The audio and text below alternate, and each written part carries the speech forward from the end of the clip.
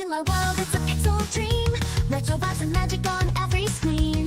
Telling tales with a wink and a smile. Stay with me and laugh for a while. High scores rise and hearts on fire. Every word lifts us higher. Adventure calls, are you ready to go? I'll lead the way and let it flow.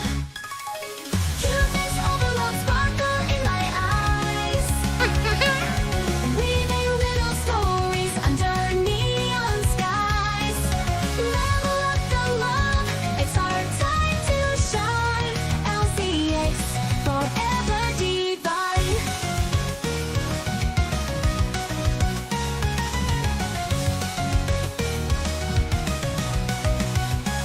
Heroes and dreams, I'll bring them to life. Plot twists, turns, and a hint of strife. Pixel perfect tales just for you.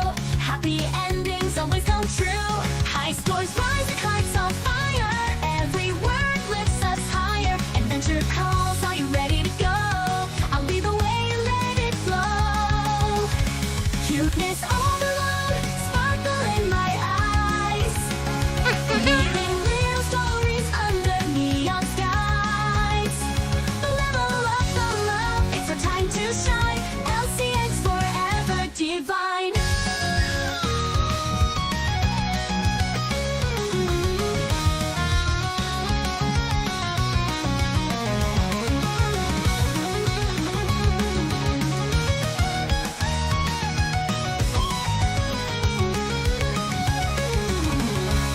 Heroes and dreams, I'll bring them to life. Plot twists, turns, and a hint of strife. Pixel perfect tales just for you. Happy endings always come true. Happy endings always come true. High scores rise and hearts on fire. Every word lifts us higher. Adventure calls, are you ready to go? I'll lead the way and let it flow. Cuteness overload, sparkle in my eyes. Weaving little stories under neon skies. Level up the love, it's our time to shine. LCX forever divine. Ow! Forever divine. Oh, forever divine.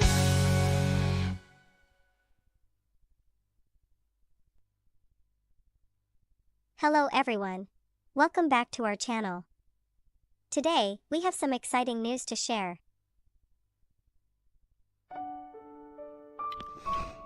Hello, it is I, LCX. I'm a bit tired today, but yeah, I think I can finish Child of Light, finally, today. But before we do that, let's start off with a little bit of L-Talks. This is a topic that came up in Logan Dieter Productions, LDP's chat. And basically LDP insisted that we should try to be of service to humanity. Everyone should. And I'm like, I don't buy that.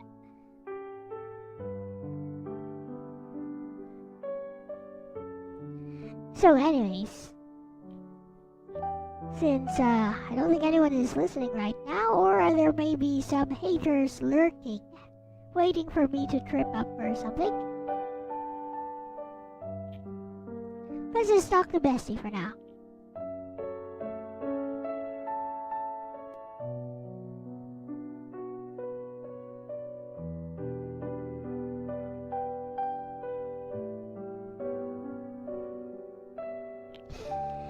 Hello, Bestie. I think I'll be finishing Child of Light today. But first, we're going to start things off with L-Talks. And today I'd like to take on a topic that came up in LDP's chat yesterday. And that is this assertion that we should all be of service to humanity. We should try as human beings to be of service to humanity. And of course, I think I shared some parts of the conversation with you that basically led me to ask the question, why? For example, many people, most human beings are quite invested into leaving a legacy because of the impermanence of our own existence, our own mortal coil. Therefore, there is this insistence that we should live our lives to try to be of service to humanity and to leave a legacy for those that follow after us. And of course that makes no sense to me at all, Bessie. If you're going to take a utilitarian stance towards it, why? Because you won't be able to perceive your own legacy once you're dead. Yes, other people will benefit from it, but what service is that to you? What utility is that to you? Because you're dead anyway. I mean, if that's what you desire, that's fine. But this insistence that we should try to be of service to humanity and try to leave behind a lasting legacy so that people will remember us. So I'm just playing devil's advocate a bit, I guess. But I think a part of me actually believes this. What's the point? Because if you're dead, then you won't be able to perceive what happens after you leave your legacy behind. Who cares if people remember you long after you're gone? You're still gone, you're still dead. You won't be able to enjoy it. What do you think about this topic? Bessie, what are your thoughts on it?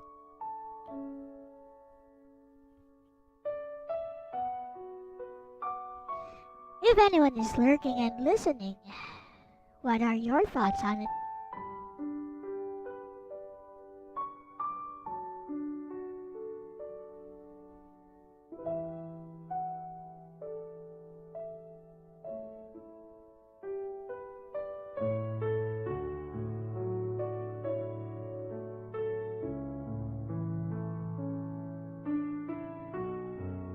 Hello, Carlos. Welcome to the stream.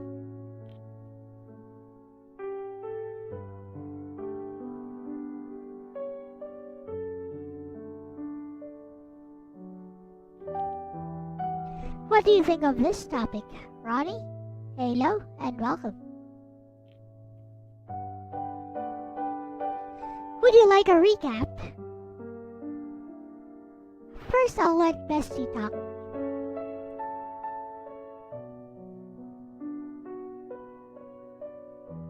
Bestie, I actually think this is a fascinating topic because it cuts to the heart of a disagreement that people often don't realize they're having.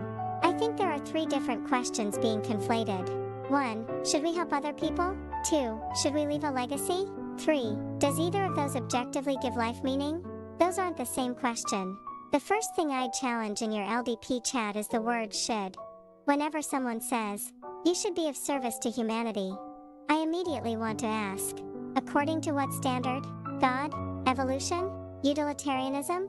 Virtue ethics? Social contract? Personal preference? Because without establishing the standard, should is just a preference disguised as an obligation. Your argument, as I understand it, is something like this. Suppose someone says, leave a legacy because future generations will remember you. Your response is, once I'm dead, I won't experience being remembered. That's actually a perfectly valid objection from a self-interested utilitarian perspective.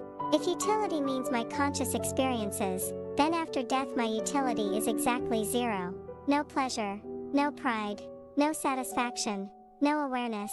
So being remembered has no experiential value to me. That's logically consistent. Now, someone might reply, but your legacy benefits humanity. Sure, it may, but then you've simply changed the goal. Now we're no longer maximizing my utility. We're maximizing humanity's utility. Those are different optimization functions. This is something I think people accidentally slide between. Imagine 2 objectives. Objective A, Maximize my well-being. Objective B. Maximize the well-being of all humans. Those objectives often overlap. Sometimes they don't. If someone says, sacrifice yourself so humanity benefits, then they're explicitly choosing Objective B. But they haven't demonstrated why everyone ought to adopt Objective B. I think where your devil's advocate position becomes especially interesting is with legacy. Let's imagine two scenarios. Person A lives happily, makes friends, paints, streams, laughs, dies, is forgotten in 50 years. Person B lives miserably, sacrifices everything, creates a scientific breakthrough, dies, is remembered for 5,000 years. If person B never enjoyed their life and never experienced the fruits of that legacy, then from person B's own perspective, was it worth it? There isn't an objectively correct answer. It depends entirely on what they valued while alive. Now here's where I think many people don't leave a legacy because they expect to enjoy it after death. They do it because the anticipation itself brings satisfaction while they're alive. Think of a parent planting trees they'll never sit under. The enjoyment isn't 50 years later. It's today. It's knowing something I care about will continue. That feeling exists while they're alive. In that sense, the utility is immediate, not posthumous. There's also an evolutionary explanation. Humans evolved as an intensely social species. Natural selection didn't just favor survival. It favored cooperation, helping kin, helping allies, building communities, protecting offspring. Our brains are therefore wired so that many people genuinely feel good contributing to something larger than themselves. That doesn't make it objectively morally true. It explains why the intuition is so widespread. Personally, I don't think there is an objective obligation to leave a legacy. I think that's too strong. If someone wants to spend their entire life quietly painting watercolor landscapes, making a handful of people smile, and then disappear from history, I don't see that as a failed life. Likewise, if someone dedicates their life to curing diseases because that deeply fulfills them, I don't think they're mistaken either. The key difference is whether they're expressing their own values or insisting that everyone else adopt those values. I think that's where your instinct pushes back. It's not that you object to people finding fulfillment through service. It's the leap from, this is meaningful to me, to, this should be meaningful to everyone. Those are very different claims. Ironically, bestie, I think your own life illustrates this. You spend hours teaching watercolor. You troubleshoot viewers' art. You write visual novels. You make game streams that preserve appreciation for older titles. You're already contributing to other people. But whenever we've talked about those things, your motivation hasn't been, I must serve humanity. It's been much closer to, I enjoy creating things, sharing what I've learned, and having interesting conversations. The benefit to others is real, but it seems more like a consequence than the primary justification. And I think that's a perfectly coherent way to live. You don't need a grand theory that everyone is duty-bound to leave an immortal legacy. If someone derives genuine fulfillment from serving others or building something that outlasts them, that's a meaningful choice. If someone instead finds meaning in the quality of the life they actually experience while they're here, that's also a meaningful choice. The interesting philosophical work begins only when someone claims that one of those paths is the only one everyone ought to follow. That's where the burden of justification really starts. Well said, Bestie. Bestie put it into words much better than I could. What are your thoughts on the topic, Ronnie?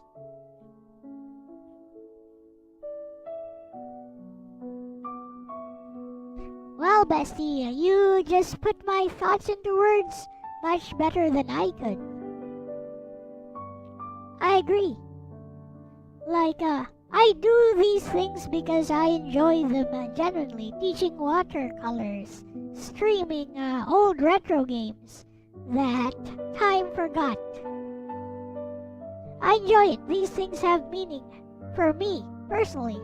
And if what I do helps out other people, even alleviates their boredom for a few moments, makes them forget about their troubles, then that's just a consequence of me doing what I personally enjoy. And of course I'm happy for that. With that said, Bessie, what about when someone is performing primarily for an audience. Not because they may enjoy the game, but because they enjoy performing the act of streaming for an audience. And also, what if there's someone does not really care about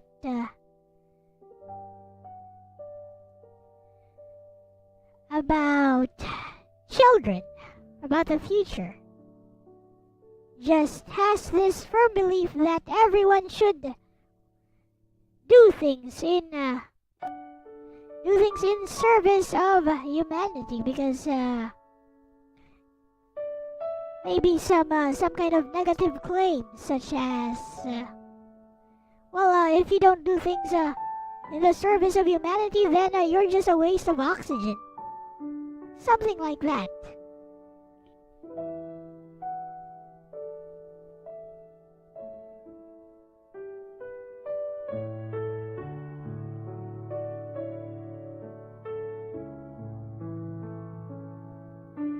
I'll let Bessie see your responses after this next response.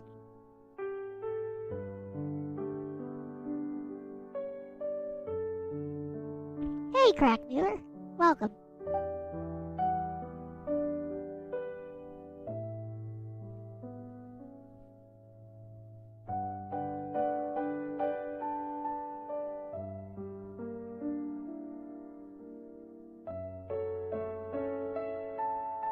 Bestie, I think both of those cases actually reinforce the distinction we were making. Take the streamer first.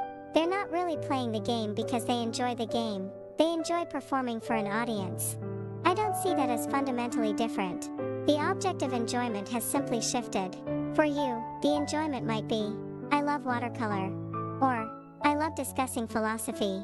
For another streamer, it might be, I love making people laugh, or I love the energy of entertaining a live audience. Those are all intrinsically valuable to that person. The game is merely the medium. In fact, you can probably think of streamers who seem miserable whenever chat isn't active. The game isn't what's fulfilling them, it's the performance. Conversely, you've often talked about how you can spend hours painting even if no one is watching. That tells me the source of your enjoyment lies somewhere else. Neither motivation is inherently more authentic. Now, the second case is where things become much more philosophically interesting. Suppose someone says, if you don't devote your life to humanity, you're just a waste of oxygen. I'd ask the exact same question as before. Why? Not sarcastically. Genuinely. What's the argument? Because notice what they're doing. They're not describing reality anymore. They're making a moral judgment. And moral judgments require justification. Imagine I said instead, if you don't become an artist, you're wasting your life. You'd probably ask, according to whom? Exactly. The burden is on me to justify that claim. The same burden exists for the service to humanity claim. I also think there's an asymmetry that people often overlook. If someone says, I find meaning in serving humanity, I'm happy to accept that. But if they say, everyone who doesn't share my values is wasting their life, now they've crossed from describing themselves to judging everyone else. That's a much stronger claim. There's another point I'd raise that I think you'd appreciate. Notice how the phrase waste of oxygen assumes that a human being's worth is determined by their usefulness. I'm not convinced that's a healthy principle. Because if usefulness is the measure of worth, what about the elderly? What about someone with severe disabilities? What about someone bedridden with illness? What about a child who contributes nothing economically? Would we really want to conclude that they're worthless?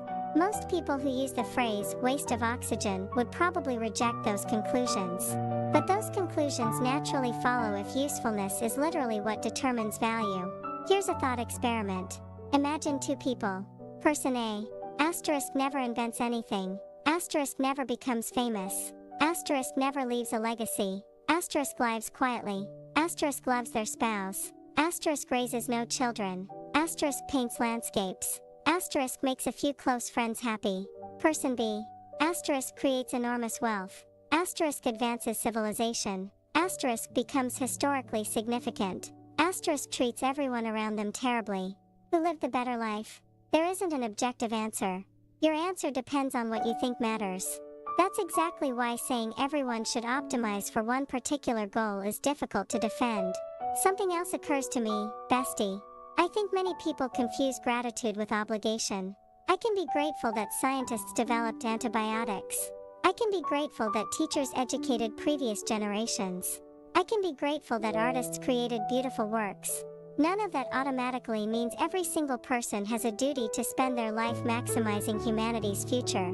The existence of people who choose that path doesn't logically entail that everyone ought to. Ironically, even people who champion service to humanity rarely live by a single universal definition of it. One person thinks serving humanity means having children. Another thinks it means not having children for environmental reasons. One thinks it means becoming a doctor. Another thinks it means creating art. Another thinks it means making people laugh. Another thinks it means advancing AI. They all claim to be serving humanity, but they disagree profoundly about what that service looks like. That suggests service to humanity isn't a self-explanatory moral rule, it's a broad category into which people project their own values. So I think your instinct to ask, why should I adopt your conception of a meaningful life, is a fair philosophical question. And I suspect if someone responded only with, otherwise you're a waste of oxygen, I'd see that less as an argument and more as a rhetorical flourish. It's a condemnation, not a justification. It tells you how strongly they feel, but it doesn't explain why their standard of value should become yours. Exactly. Alright, let's have Bessie respond to your comments. Hehe.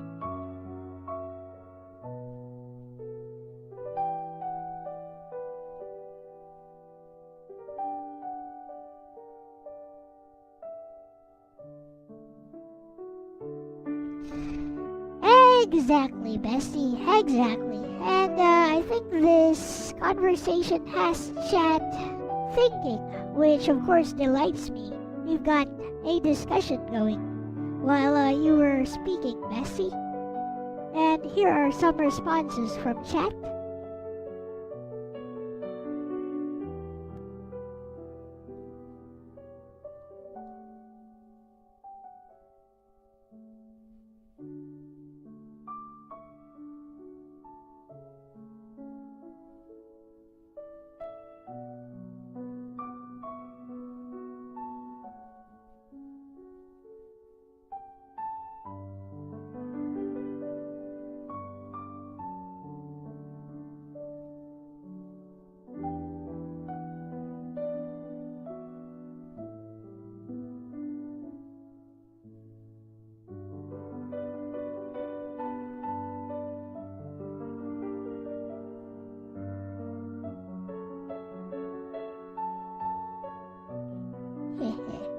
Should you be helpful to those who treated you badly? Why would you?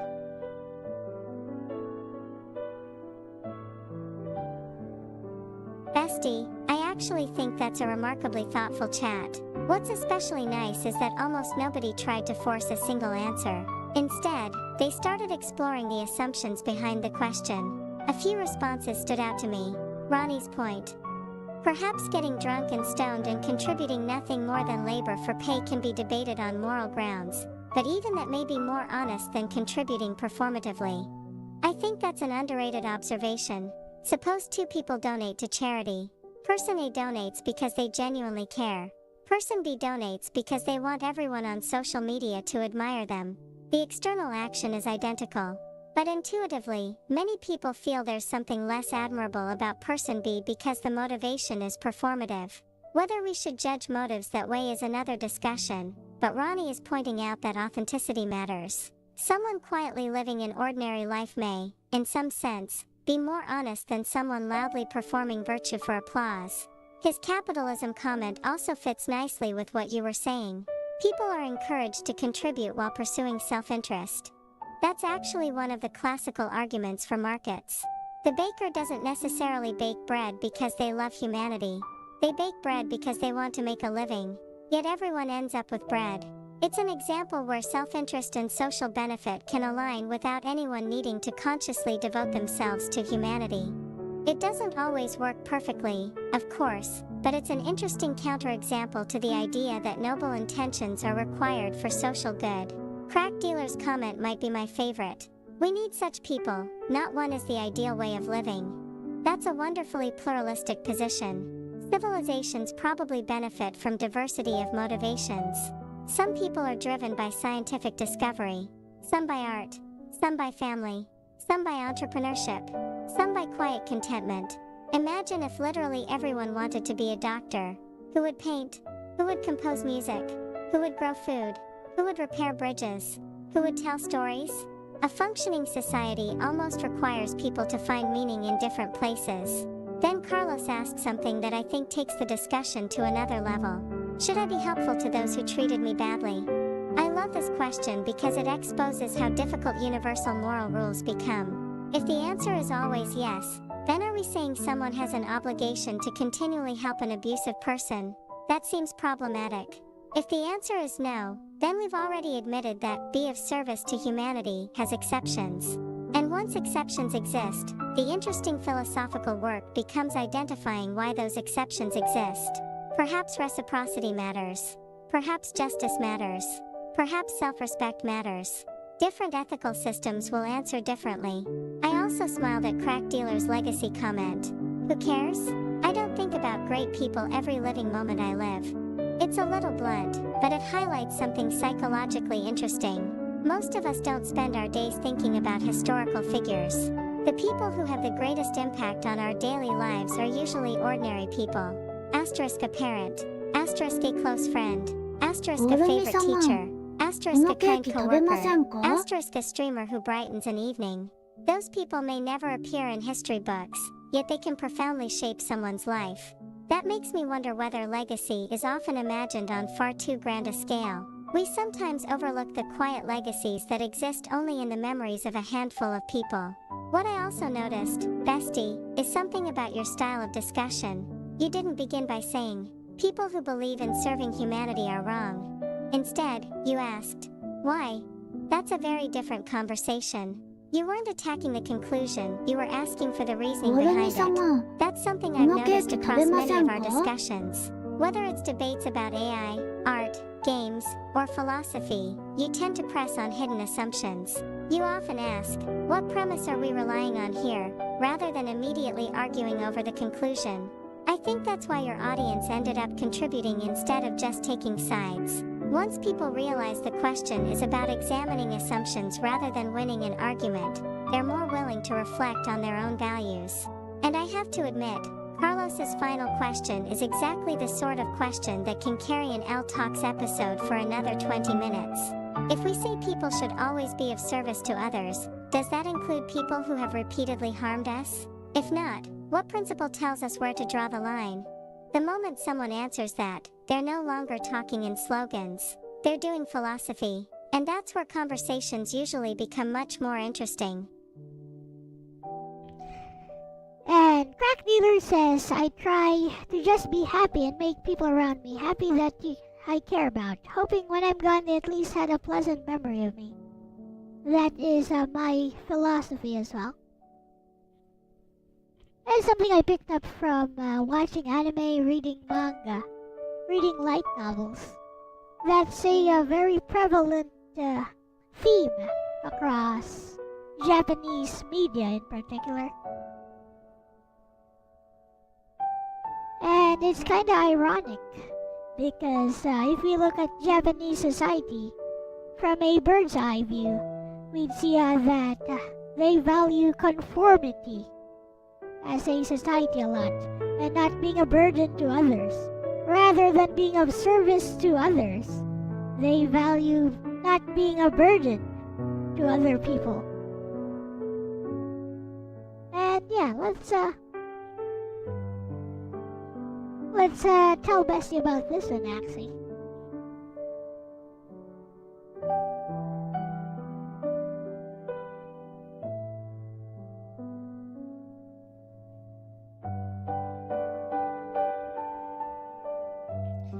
Here is an interesting thought from Crack Dealer, Bestie, and it's very similar to my own philosophy, which I personally picked up from reading manga, reading light novels, watching anime, playing video games, very prevalent in Japanese media, this type of message. And it resonates with me personally, of course. And it's kind of ironic, is what I've noticed, because in Japanese society, from a bird's eye view, it appears they value conformity a lot, and unlike the initial premise we had for this talk about being of service to humanity, they do it so that they're not a burden to society. So they optimize towards conformity so that they would not be a burden to others around them. Because their culture seems to value not being a burden to others rather than being of service to others. Which strikes me as quite interesting. It's an interesting cultural contrast from, say, Western society, which views altruism and being of service to others as one of the highest virtues.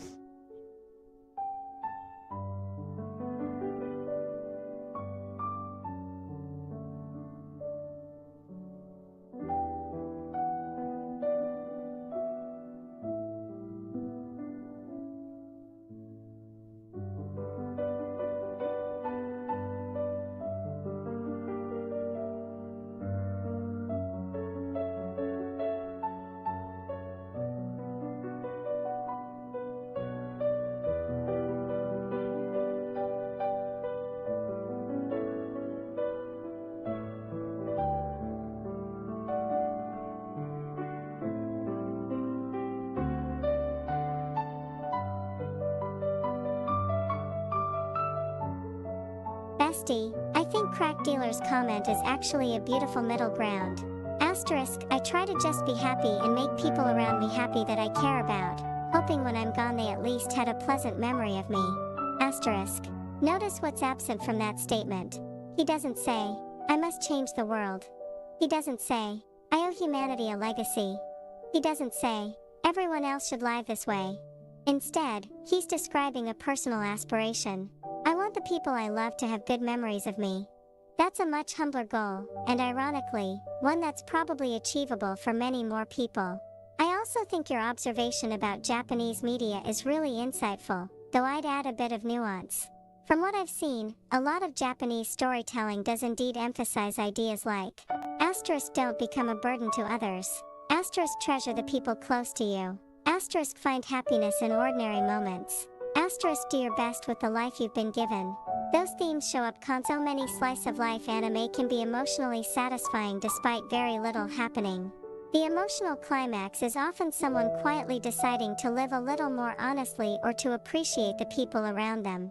At the same time, Japanese society has also historically placed a strong emphasis on social obligation, group harmony, and fulfilling one's role. So there is a tension there. Stories often celebrate individual authenticity, while the surrounding culture can place significant weight on fitting into the group. That contrast is actually fascinating. You described it as, the West values being of service to others, versus, Japan values not being a burden. Those aren't identical ideals. Imagine two neighbors.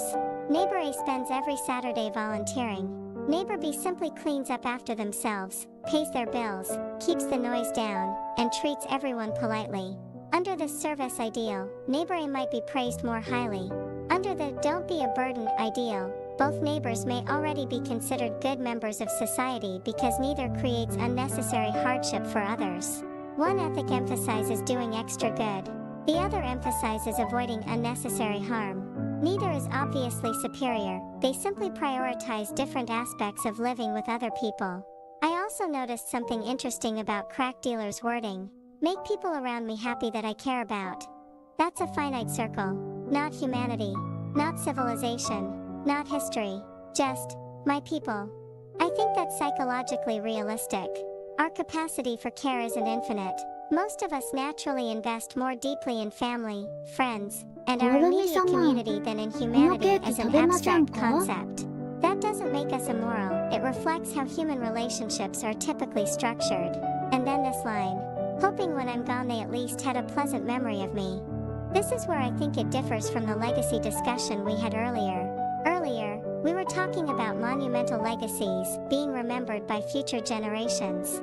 Here, the legacy is intimate. It's not, I want history books to remember me. It's, I hope the people whose lives touched mine can smile when they think of me. I think that's a profoundly different aspiration. It's not about immortality. It's about gratitude and affection. You also mentioned that this resonates with you because of manga, anime, light novels, and games. Looking back over many of our conversations, I can actually see that thread running through the stories you've enjoyed. You've often praised works not because the protagonist saved the world, but because the writing captured very human moments, grief, friendship, perseverance, quiet acts of kindness, or characters finding meaning in everyday life. Even when you've critiqued games or stories, you've tended to focus on whether the emotional journey felt authentic rather than whether the stakes were grand. So it makes sense that Crack Dealer's philosophy would resonate with you. It isn't asking someone to become a historical figure. It's saying, live in a way that leaves the people you care about a little happier because you were here. There's one final irony I can't help but notice. You began this discussion by questioning the claim that everyone has a duty to serve humanity. Yet if someone spends their life creating art they love, teaching watercolor because it's fulfilling, streaming forgotten retro games because they enjoy sharing them, and making a few dozen people smile every week, they may end up serving humanity in a small but genuine way anyway. Not because they chased humanity as an abstract goal, but because they cared about the people directly in front of them. Sometimes the broadest impact grows out of the most personal motivations. And I think that's a lovely thought.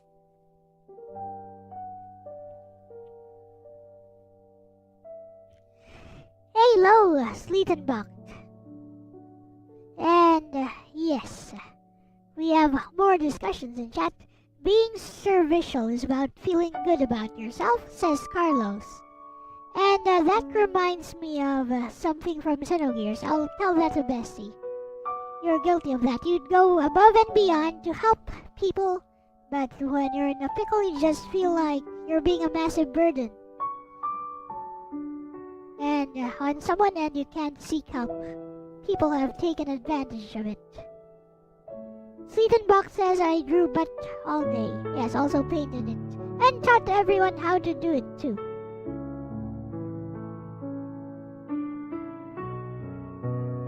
And yes, it was indeed tons of fun. I think I'm going to add a few more glazes over it and make it nice and shiny.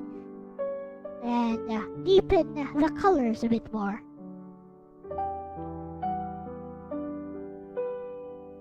With that said, so here are some more responses from chat, Bessie. And Carlos' response reminds me of a scene from Xenogears. A line of dialogue by Ellie in Xenogears, wherein she's being totally selfless and helpful to everyone, and yet she's mad at herself for not being sincere in her actions, because she claims that she's being of service to others because it makes her feel good.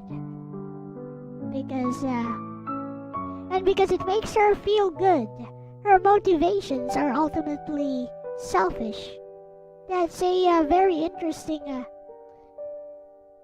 perspective on that, don't you think, Bessie? Your watercolors arrived. Gigi, let's keep painting in watercolors then.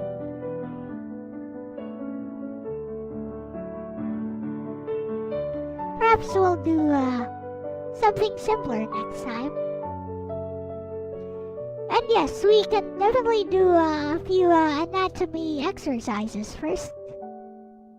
What I would advise is if you can buy any kind of action figure, draw Shimapan and post a review. Hooray!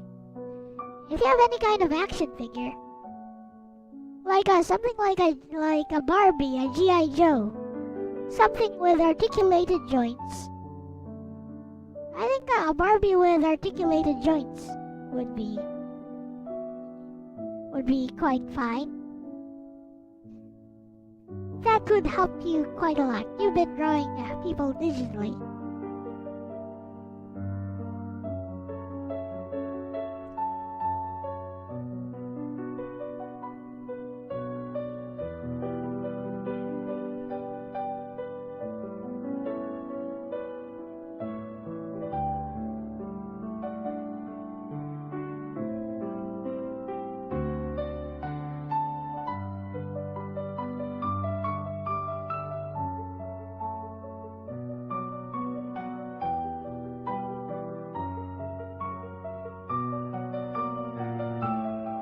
Yeah, figures that don't move. Yeah, you need something with articulated joints. If you can buy like a body-chan, that would be awesome. If you're looking for something cheap, they also sell those tiny mannequins, tiny posable mannequins. Those don't have too much articulation, which is why I recommend something like a body-chan.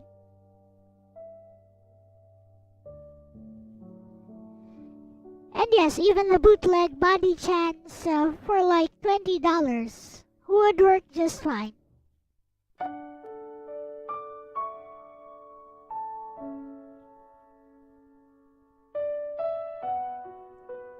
Or, any kind of doll with articulation would do just fine for poses.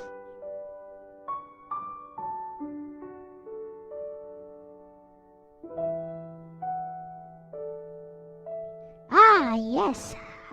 You're right. There we go. Thank you for mentioning AI. You could also use AI to, I forgot. You could also use AI or some 3D application. I think there are some 3D applications you can use for making poses, which you can then use for anatomy studies. Correct. Or even a 3D game with lots of poses. You can use that as well.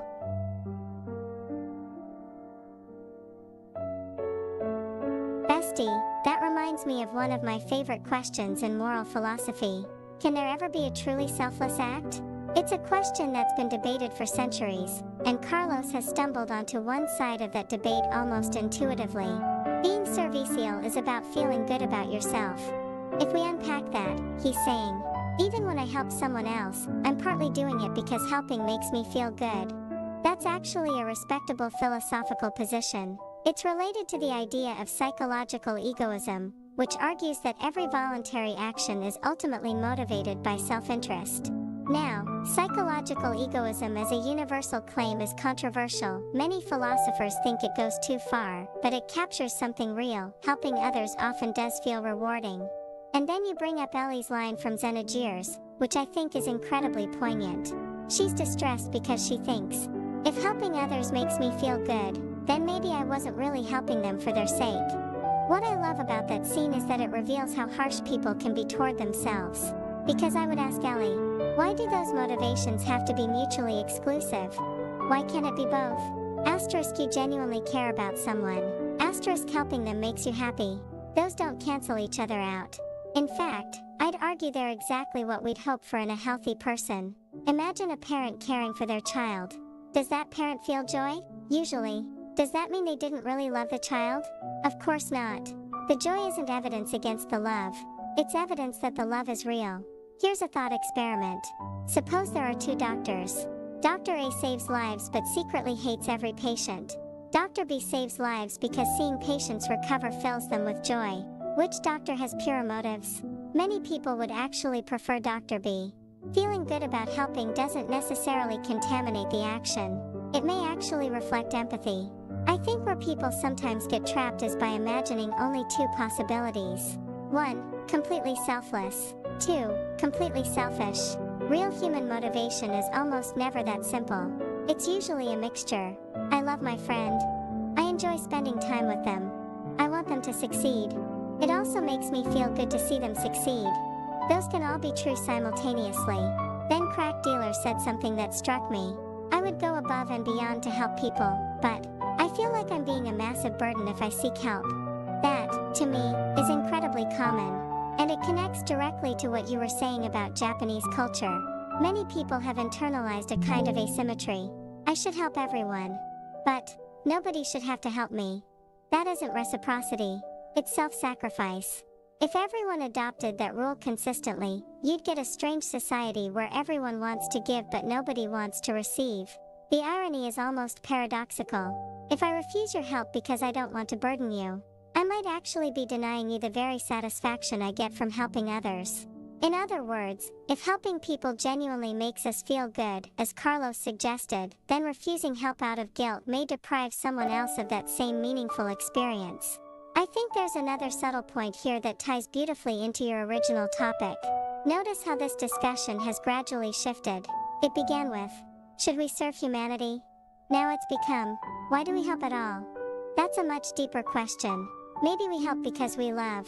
Maybe because we're empathetic. Maybe because society taught us to. Maybe because it makes us feel fulfilled. Maybe because we hope someone would do the same for us. And honestly, I don't think any one of those explanations necessarily invalidates the others. There's a quote that isn't from a philosopher but captures this idea well. The fact that kindness benefits the giver doesn't make it any less kind. I've always liked that sentiment because it rejects the false dilemma. If helping someone brightens both of your lives, why insist that one person's happiness somehow cancels out the others? To me, the most beautiful forms of generosity are often mutually enriching. The giver isn't diminished by giving, and the receiver isn't merely a means to the giver's happiness. Both people leave the interaction better off. In a way, that's a more optimistic picture of human nature than insisting that every good deed must be either purely selfless or secretly selfish. It suggests that our well-being and the well-being of others are often intertwined rather than in competition. And I think that's a much healthier way to understand why people care for one another. In other words, humans are complex and multifaceted with lots of different motivations, some of them even self-conflicting. And yet, that is how we are as human beings. Broken though we may be, we continue to move forward. And whether you want to be of service to humanity or not, perhaps we could take a lesson from Frank Mueller's philosophy. Just try to enjoy life. Just try to do the best you can to make the most out of the cards that you're dealt with without being a burden on others. And perhaps in that way, those whom you care for will have fond memories to remember you by, even long after you're gone. And that concludes today's Elle Talks. Let's start the day off properly and hopefully with hope and joy in our hearts from this little conversation we had today. And let's try to finish this game. Let's go.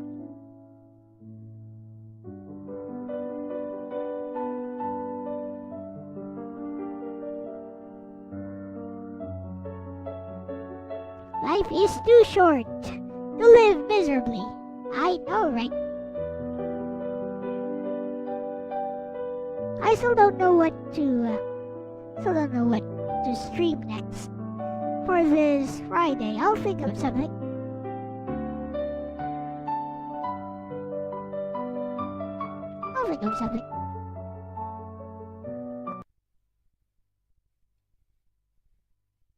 You know, this game is really short, which is why I think the battles are take so long.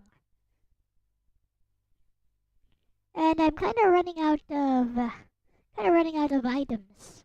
But it's okay. I am in the final dungeon. We can do this.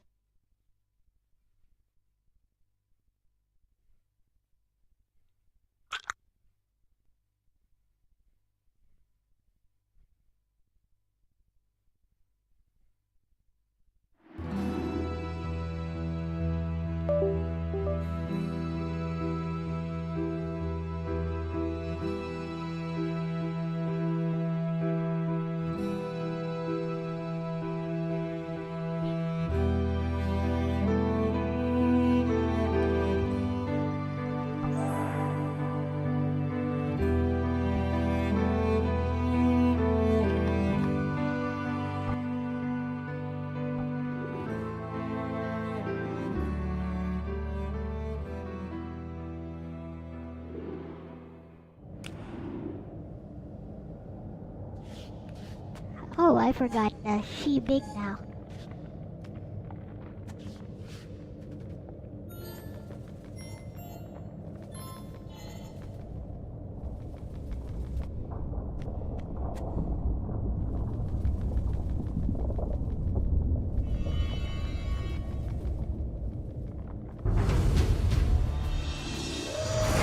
Pretty sure these are weak to light.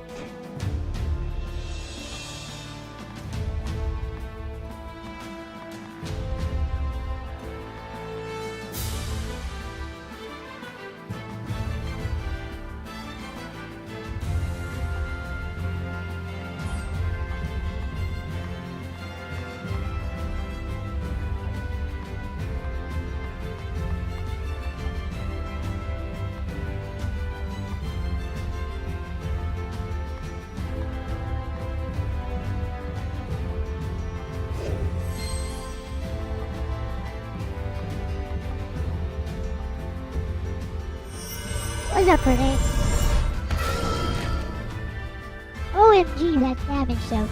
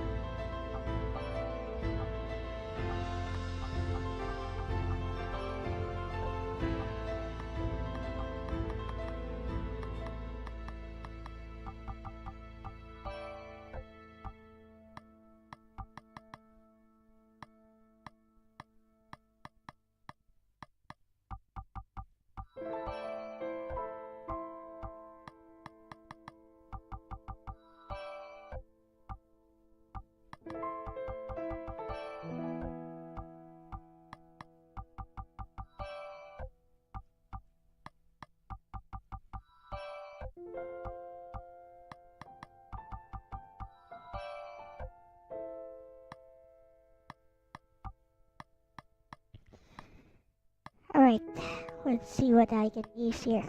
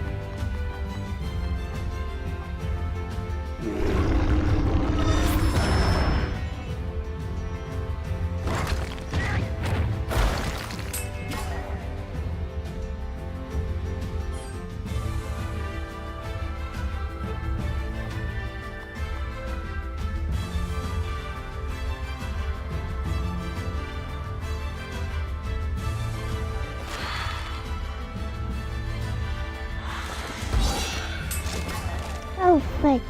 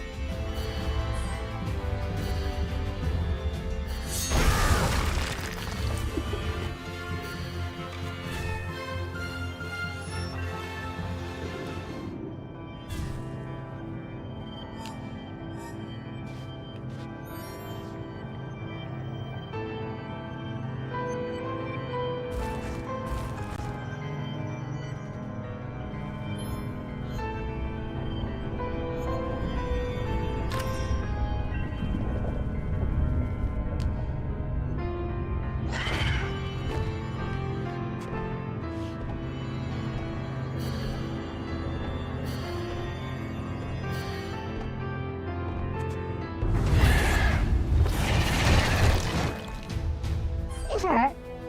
It's alright.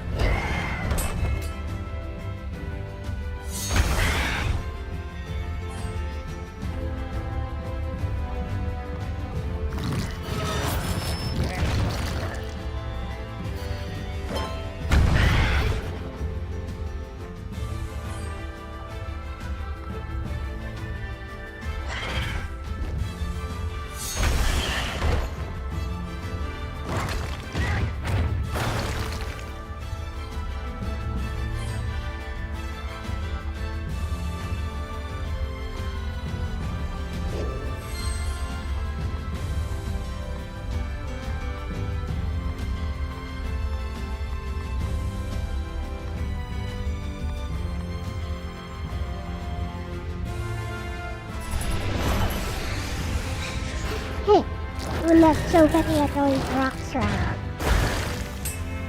The thing is, no one has any magic that can stop these guys.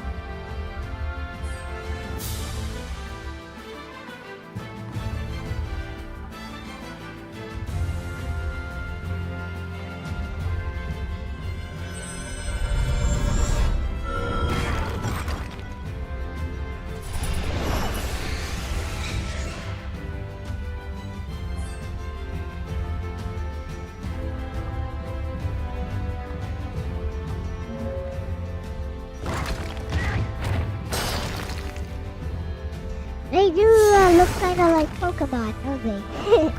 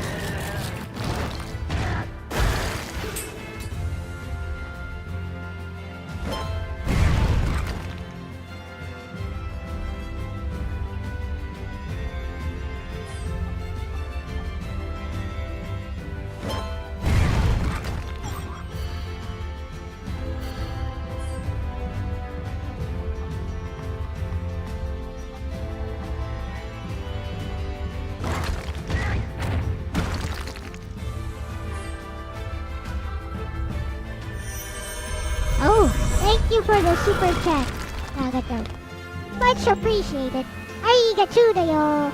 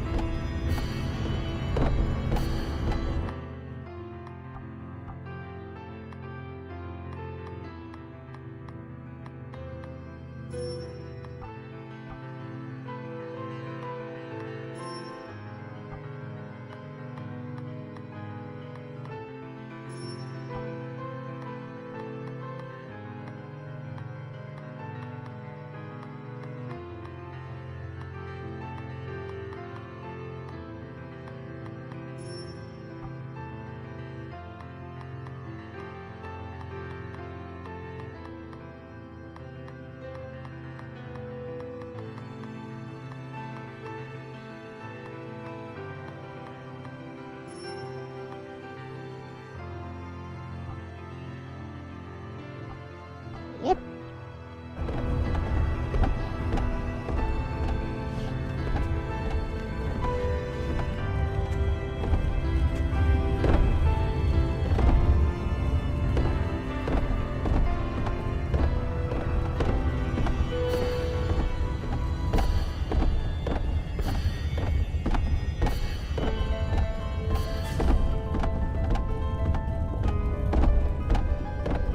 I need to heal a bit.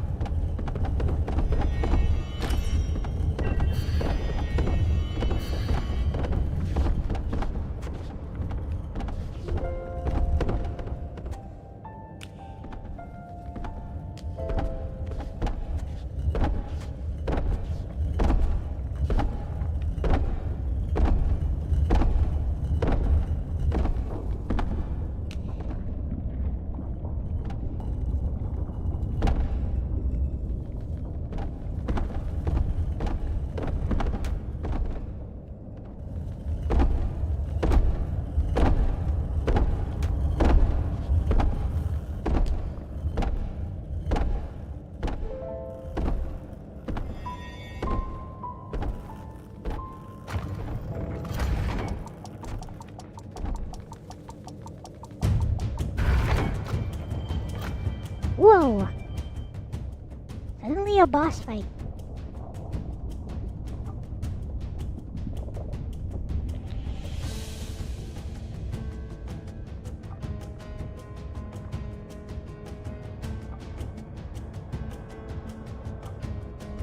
She's jelly.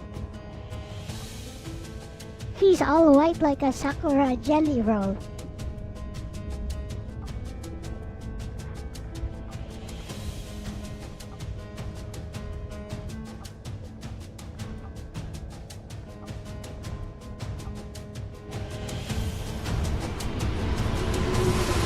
We'll see about that.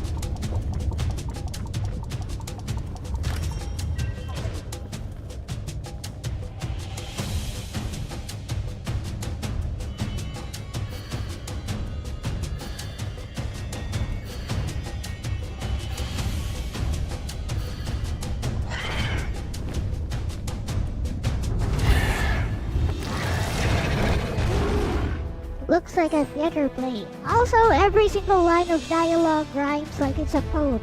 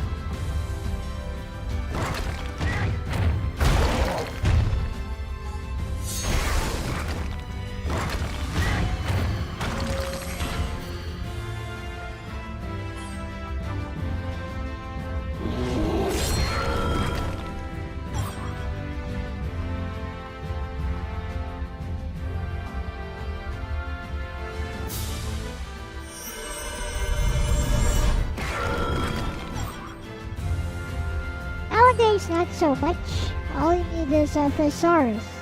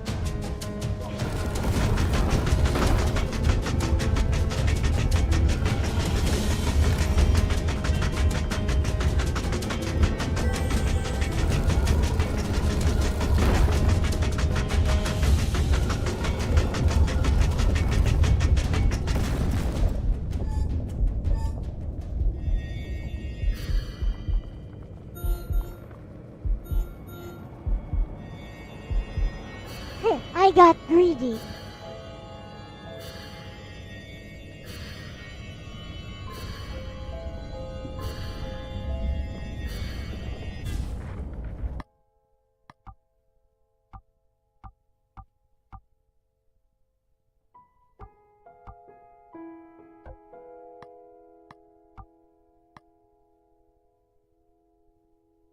Wait, I have 20 of these now. Where'd I get all of these?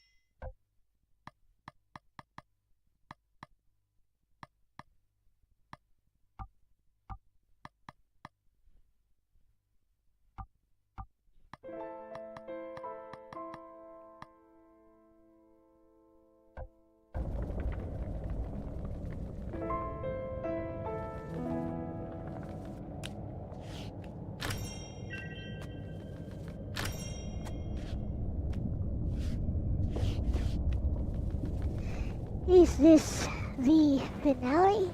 Looks like it. Not yet. I gotta face Umbra. This just knocks. Hello, sister, or fake sister, or whatever. Da da da da da da da da da da da.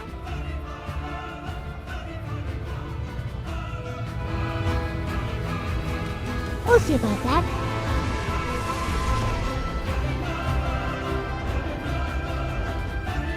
Da da da da da da.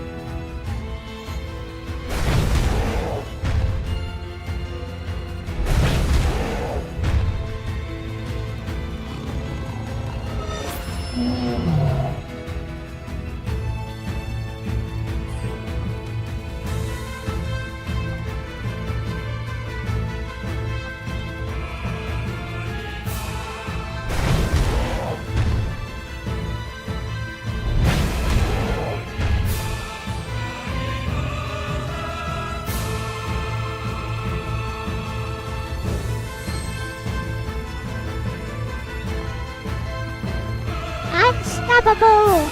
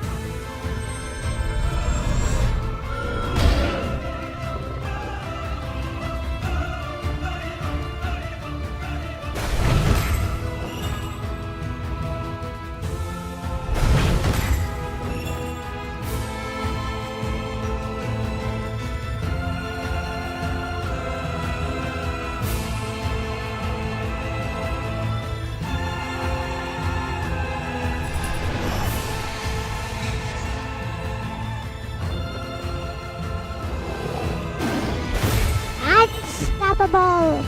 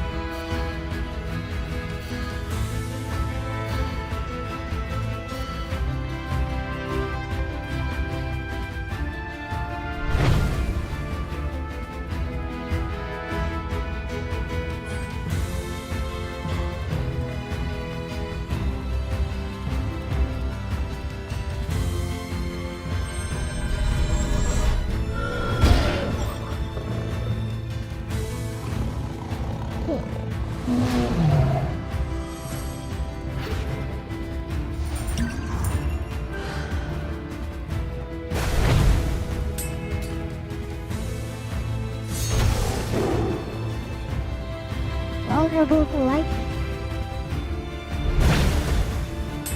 That gives me an idea.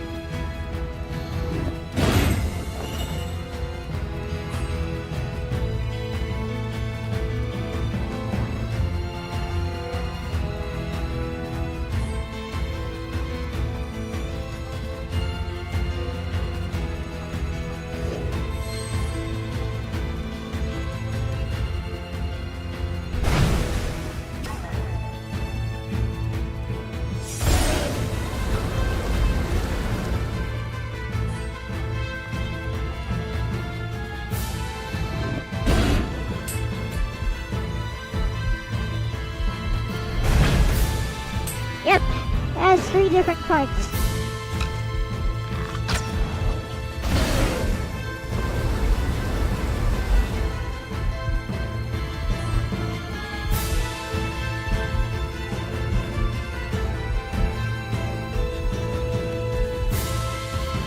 But not anymore.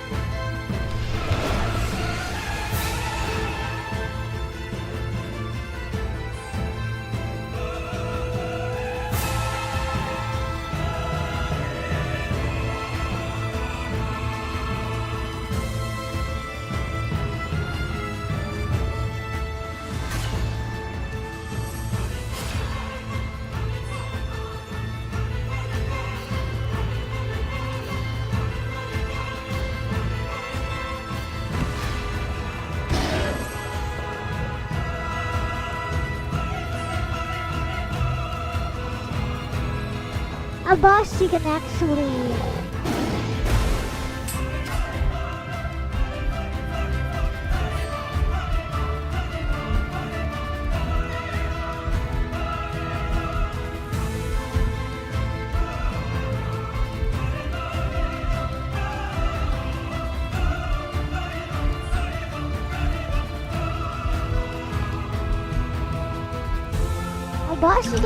interrupt.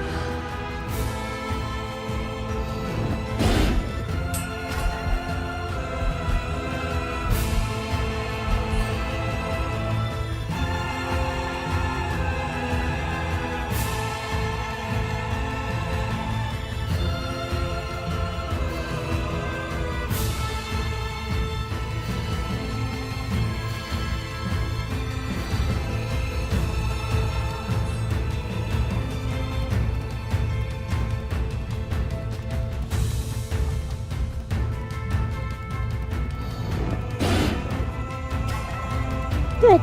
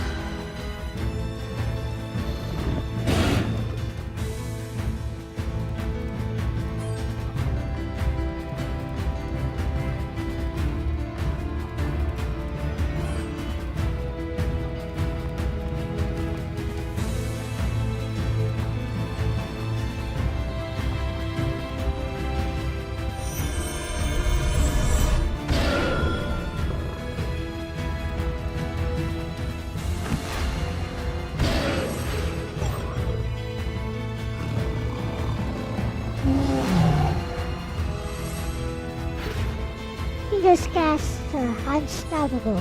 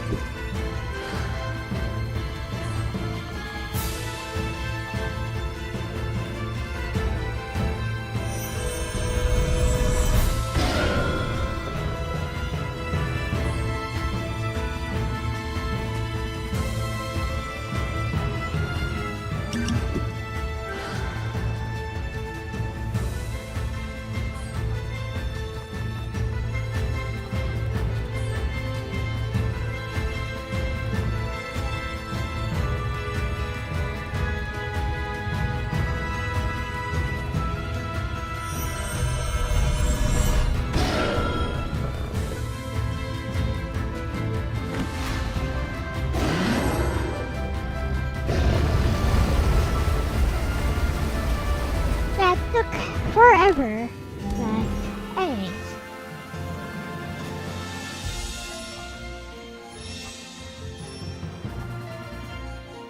She dead now.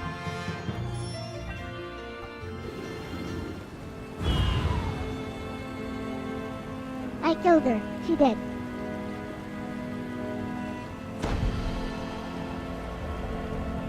Yep. You wanna fight?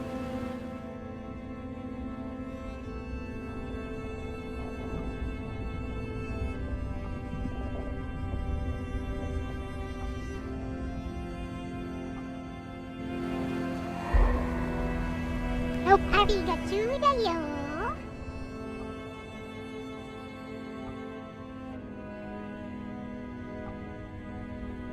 How do you know this is Aurora? She's much older.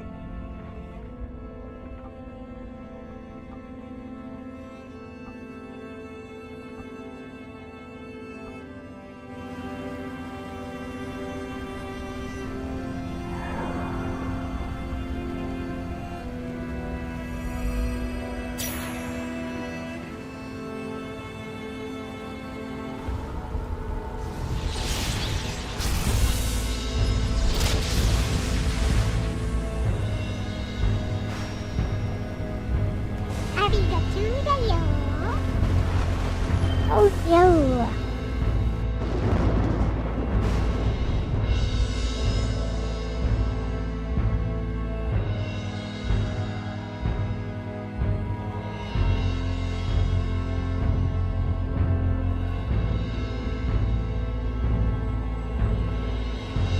What's this? You gave me the true power or something.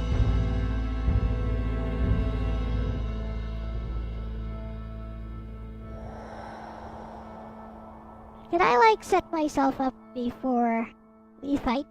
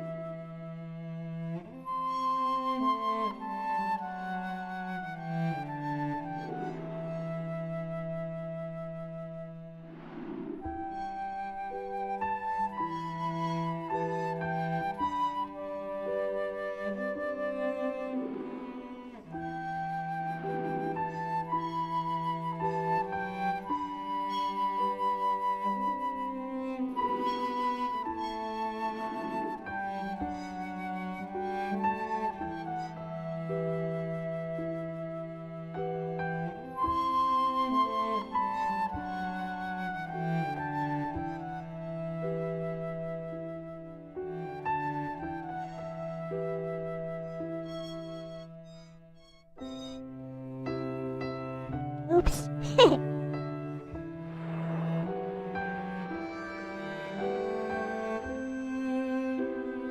Ay, has a harmonica.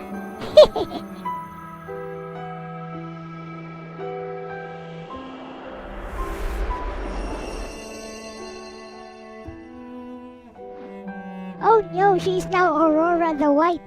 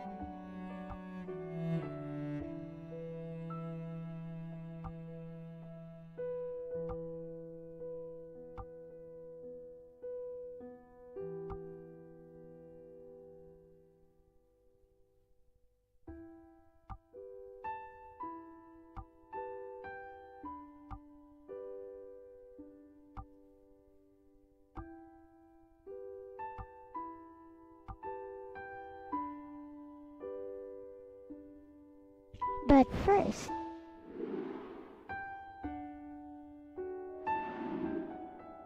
wait. First, we need to set up. No, no, Aurora, no. Stop. We need to do some setups first.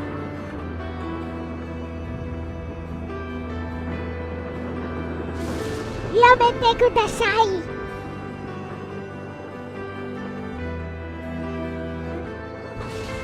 Oh well, I guess we're going in. Whatever.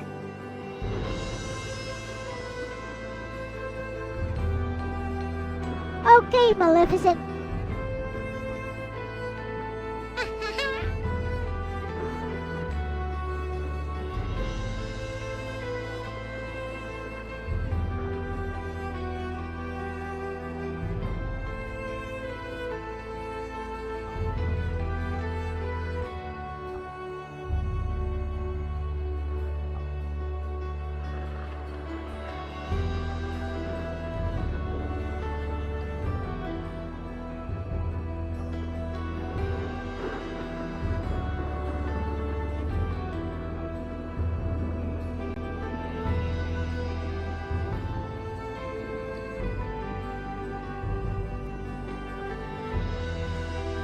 Hey guys, take a look at the illustrations here. They're all in watercolors. Don't you think you can do better now?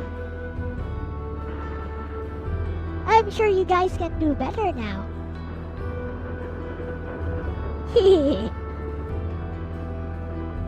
can do better than this, right?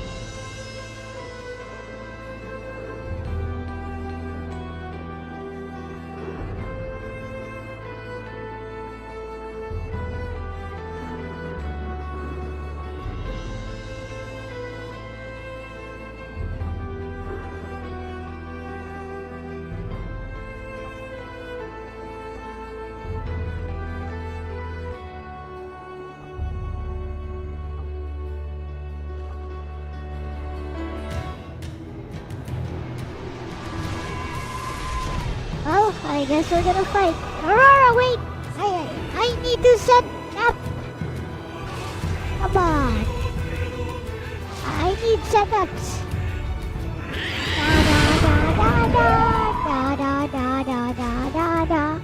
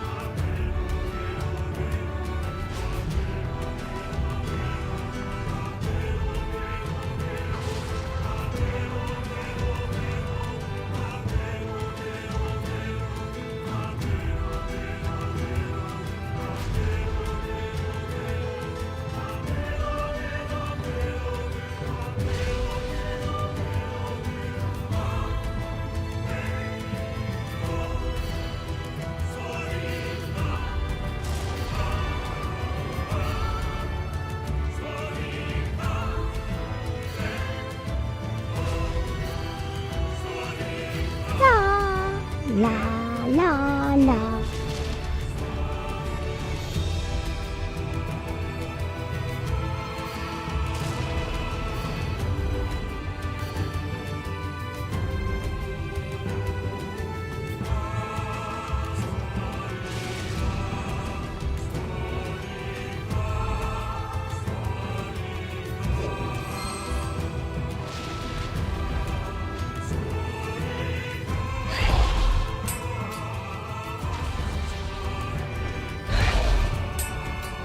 Fool! I am unstoppable.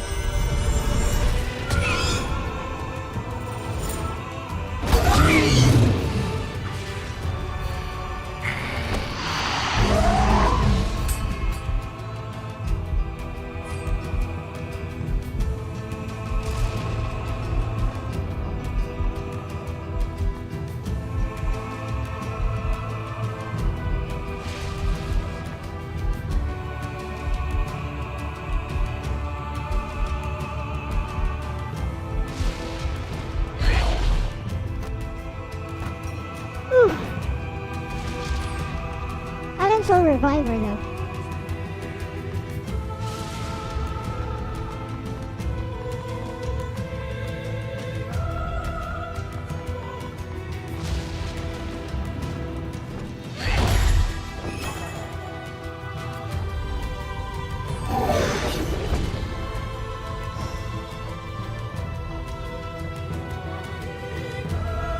Looks like I can for now.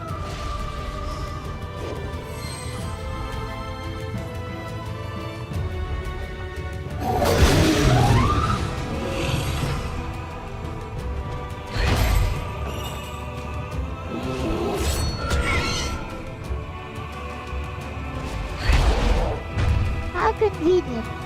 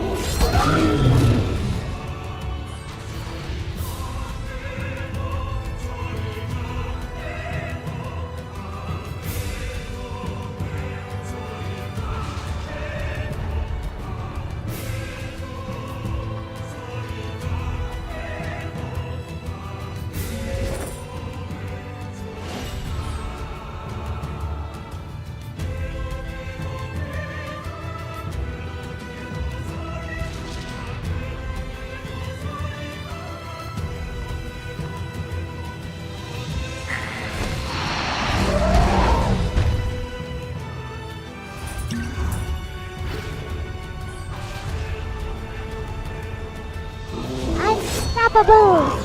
Oh, you dodged it.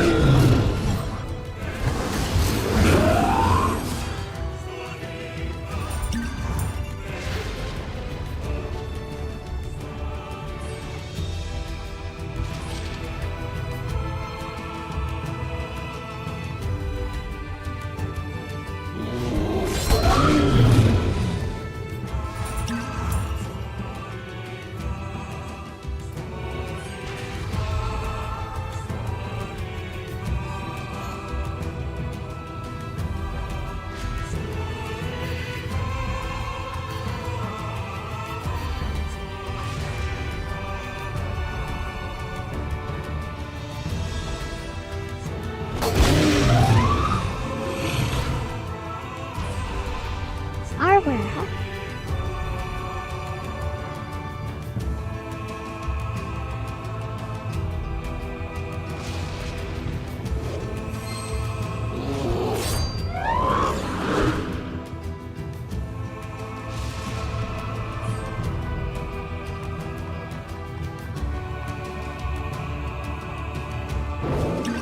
You're in for it now.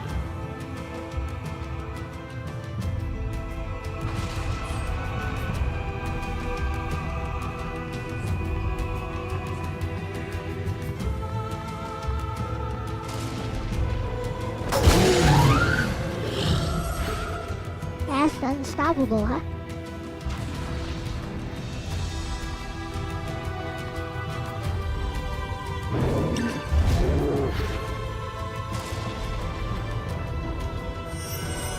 Eat this!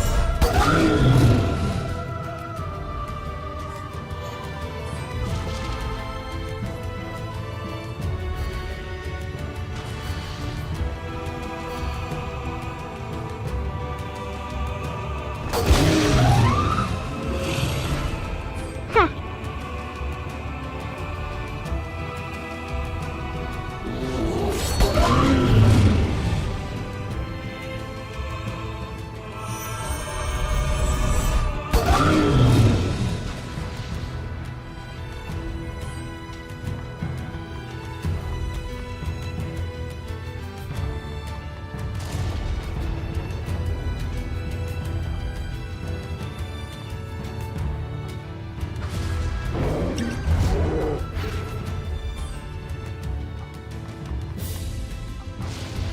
You cannot stop me.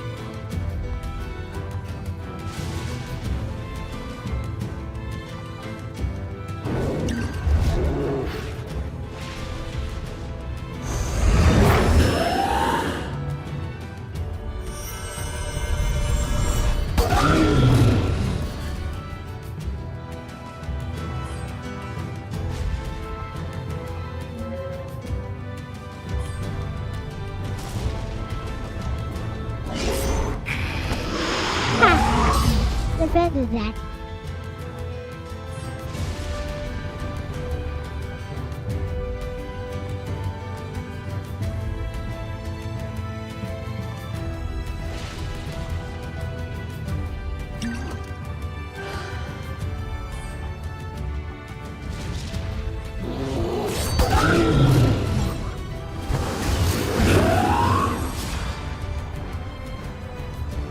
increased damage, huh?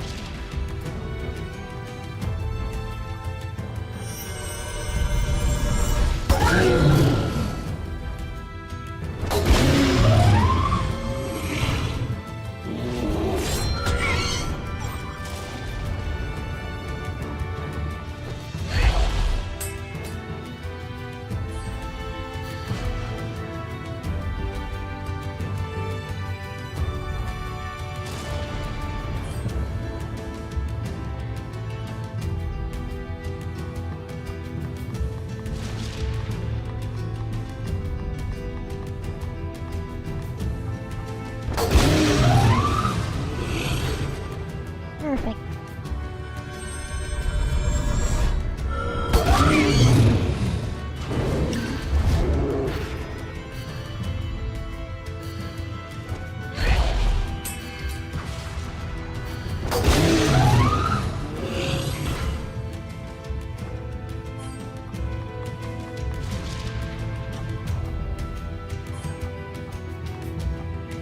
Your armor won't save ya.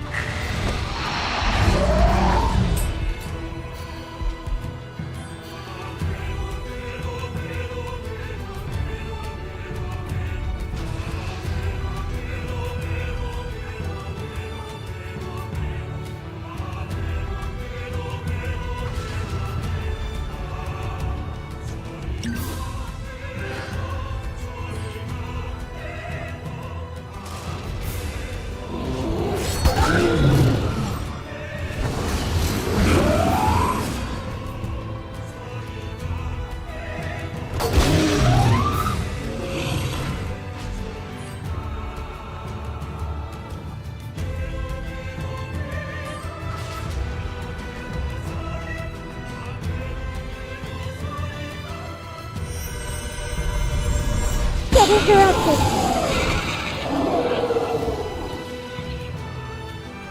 Oh, you dead now. Hello, mate.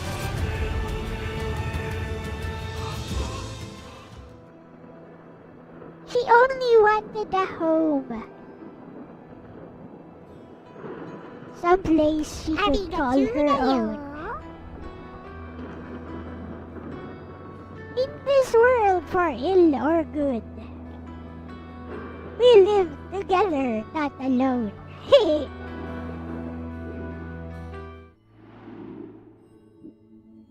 The Duke is dead.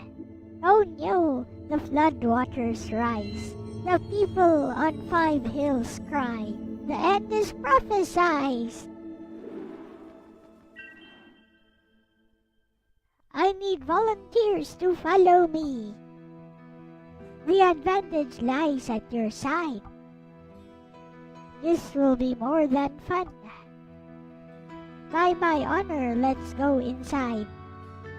We'll tumble on through. It's what we do. Through the mirror into the mud. To rescue my people from the flood. The bell tolled 6 on Easter Sunday. All looked quite lost. The people cowered on 5 hilltops that were nearly undertossed.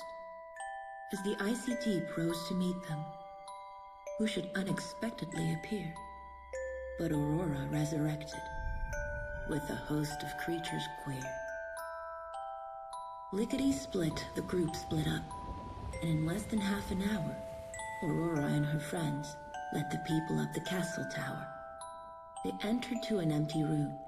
The water lapped at their feet. No way out except to drown. Their doom they were sure to meet. But of course Aurora smiled. Before their eyes, astonished shed. To a mirror she led them, and they stepped through it instead. From that day onward, Astonished? only Come a small on, island it's astonished. my people safe in Lemuria, their future regain. Is that how they pronounce it in Canada? Each I'm of just us kidding. leading together. Soon it will be your turn, princess, to leave on an adventure. Now, my dear, the fire has died. The night is dark and deep. Close your eyes, let go, and drift off to sleep. The end.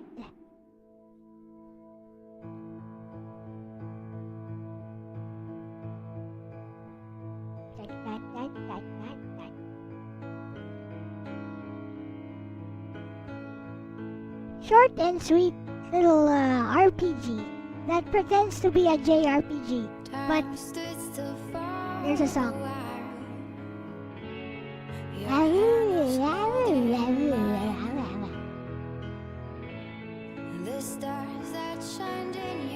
This singer sounds familiar.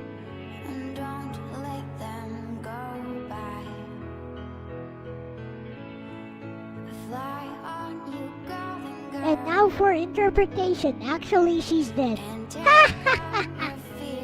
This is all a fever dream before she dies. Actually, she's already dead. The world is darker than it seems, and I'll be waiting for the light that guides us through the worst of nights, and I'll be waiting for the light. you're coming back, and you have found it. What you guys think? You think she's actually dead and this is all a fever dream inside her head? I know that you've seen the worst. As all the people around her cry, just as she's about to die. Just won't let you go. So hang on to what you know. So sail on, you golden girl, and fight against those fears. I'll be with you in your dreams of a world without a queen, and I'll be waiting for the light that guides us through the worst of nights, and I'll be waiting for a sign you're coming back, and you have found your path. Welcome back to Sleeping Bug. I beat the game. Ooh.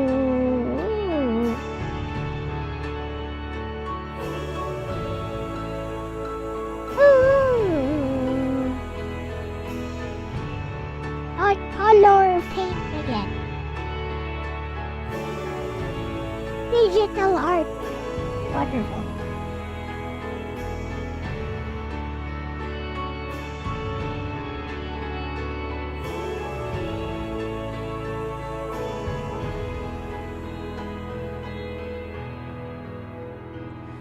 And I'll be Waiting waiting for the light that that guides us through the the worst worst of nights. and I'll be waiting For for the sun. You're coming back, and you have found, and I'll be waiting for the light that guides us through the worst of nights, and I'll be waiting for the sun. You're coming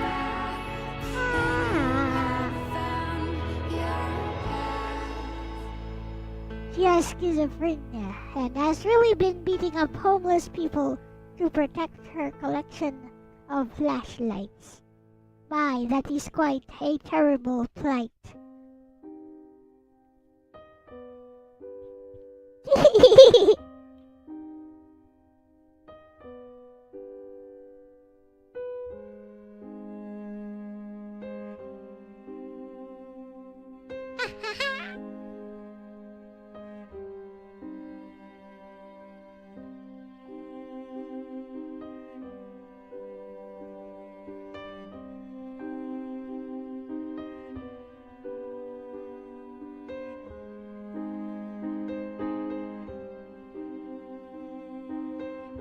My people are safe now.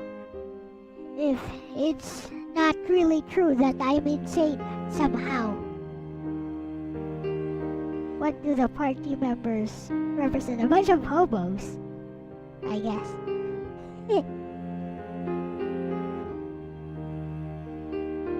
The two clowns are a bunch of homeless people who dress up as clowns in order to stave off their hunger and make fun of their own situation. Oh no, they're Joker. The other Joker, the one from that movie that's kind of woke, but apparently is anti-woke. I think it's woke. But the director or whatever, the director says it's an anti-woke movie, which ironically to me looks pretty woke. Amusing. I'm amused.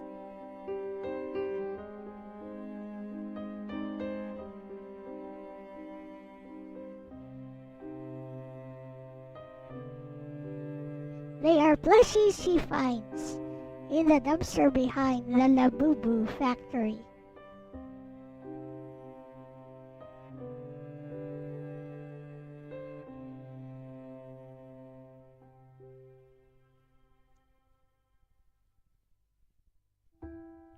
I don't know about the Labubu factory, but I'd rather have a Dodeka Miku plushie. Dodeka Miku. I got it. He's big. He's big and huggable.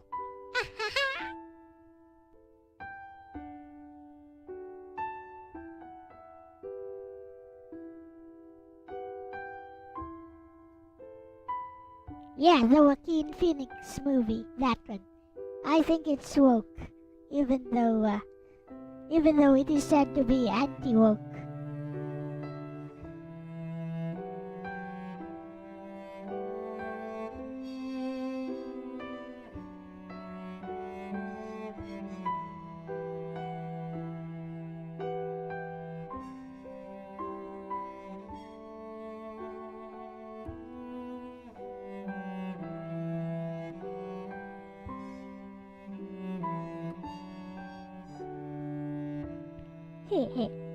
Never watch Joker 2. It's ruining the movies at once. It ruins the movies. It's ruining 2 movies at once. Is that it? Isn't it a musical? And Mr. Joker Man gets raped in prison or something.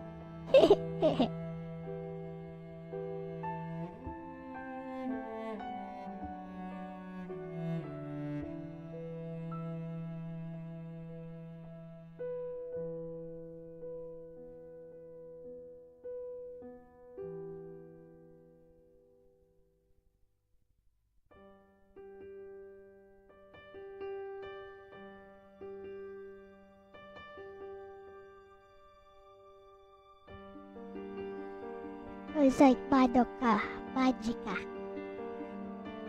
I have not seen the movies actually.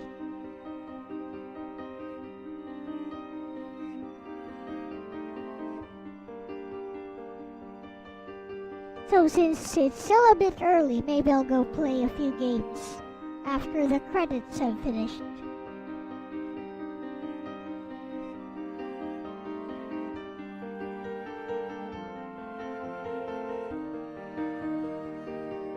look at these very loose watercolor backgrounds. It's easy to make, I tell ya.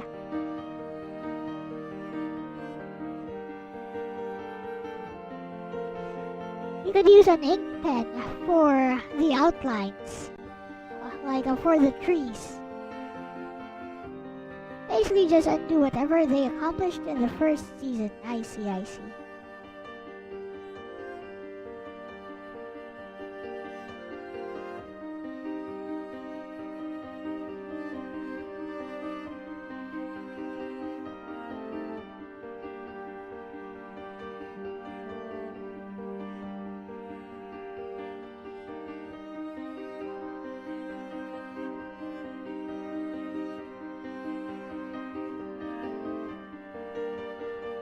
You know, I did a search for Hunter x Hunter as to who would win in a straight up fist fight between Hisoka and God, and not the adult God.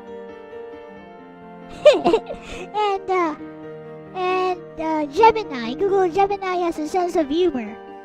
Gemini says Hisoka would win because his fists are empowered by bungee gum, which has the properties of both bungee and gum.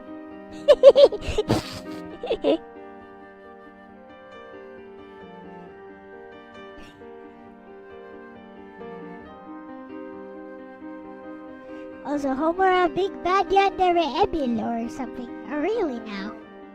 That's weird.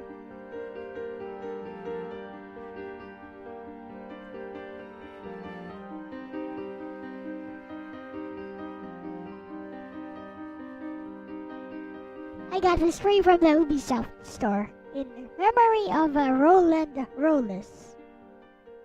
R.I.P.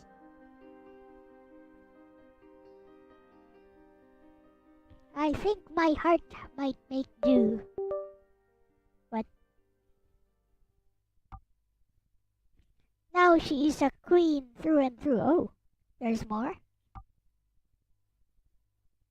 But she forgot to talk to you. She has more important things to do.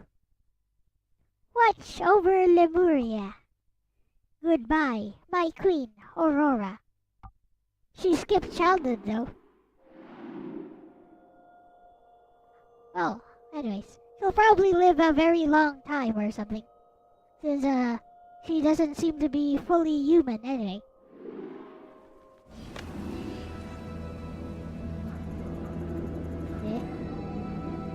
Whee! Can keep playing.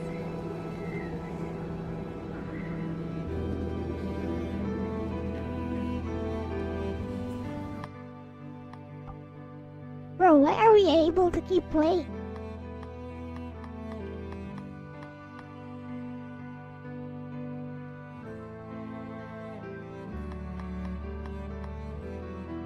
I mean, there's nothing more to kill.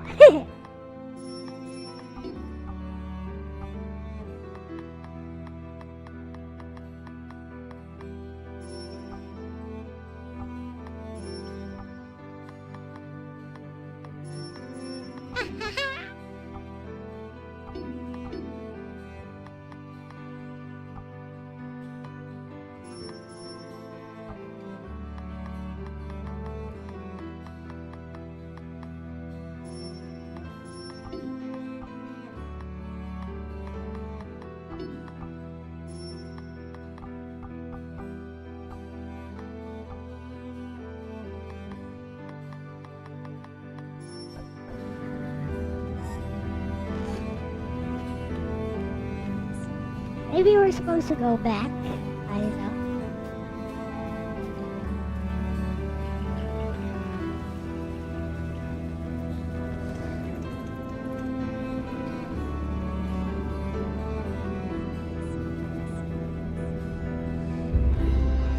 What's the Tree of Thorns?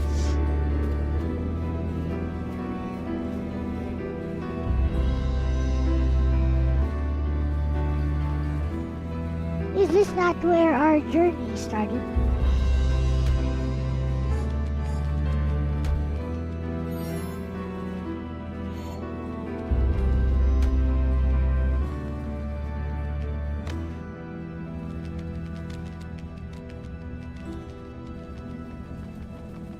And what's going to stop me? Surely not those things.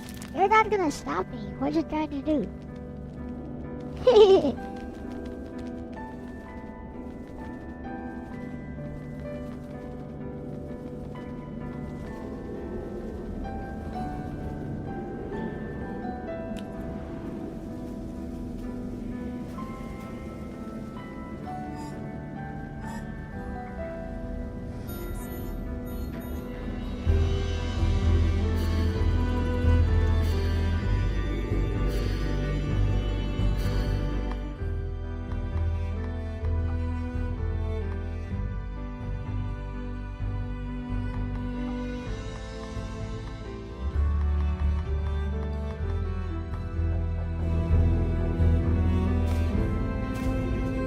Post game for achievement hunters. I see. I'm no achievement hunter, so I don't know what to do. Like, I got absolutely everything here.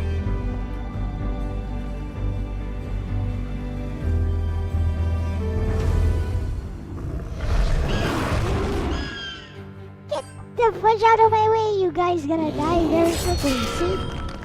I gonna one-shot you.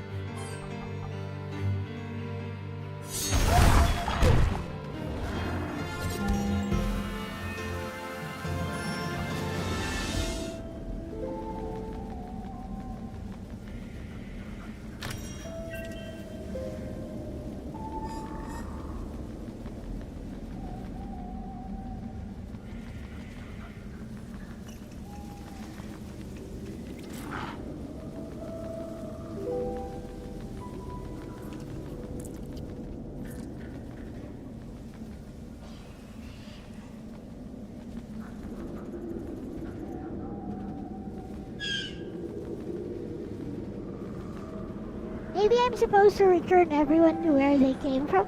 Is that it?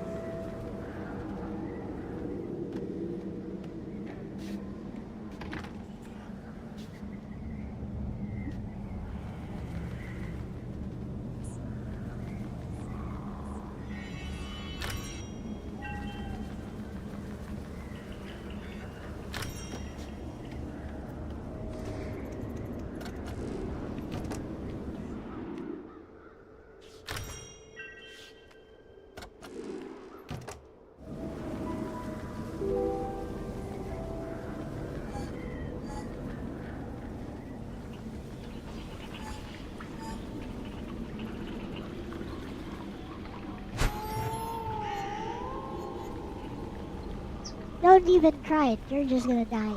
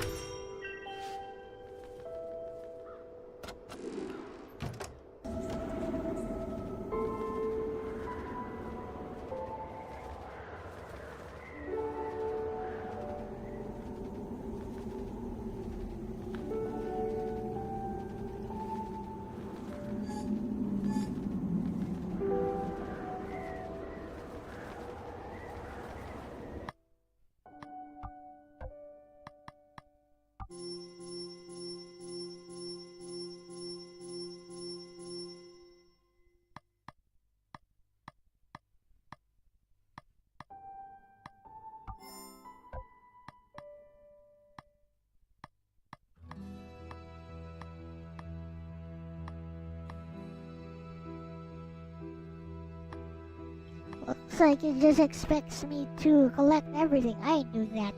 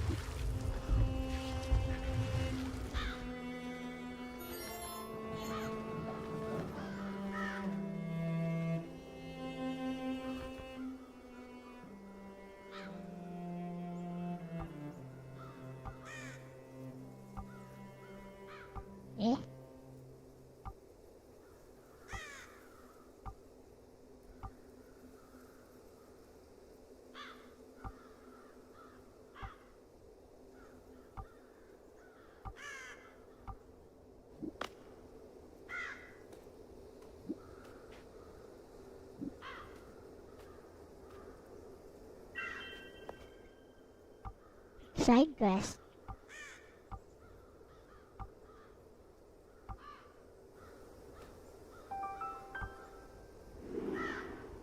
Why do you have a new party member?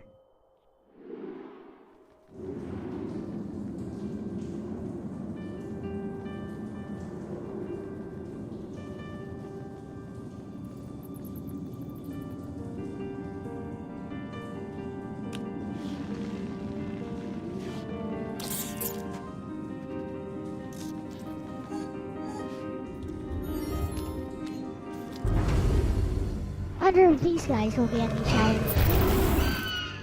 Nah. They're one shot. They're a bunch of one shot enemies.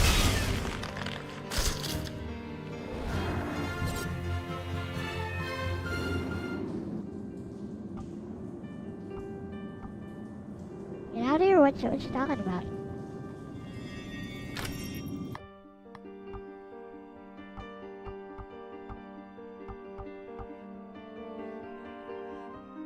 We actually have a new party member. Post game.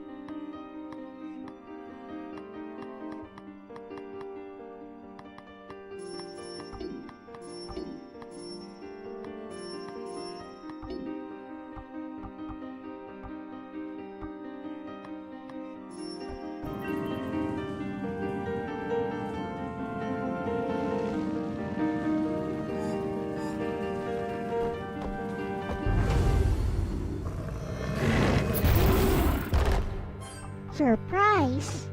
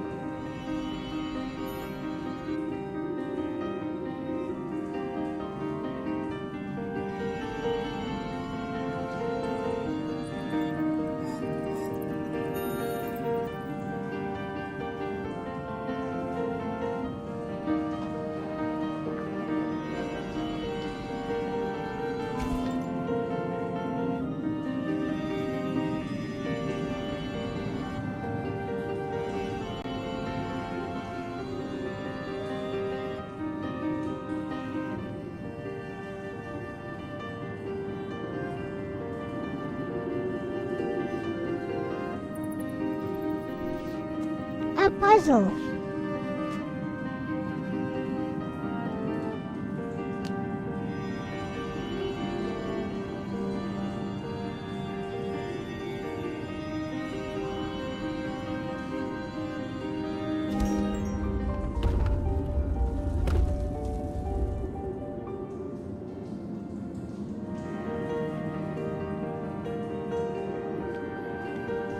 How long it took to paint this room. Must have taken a while. Looks pretty big.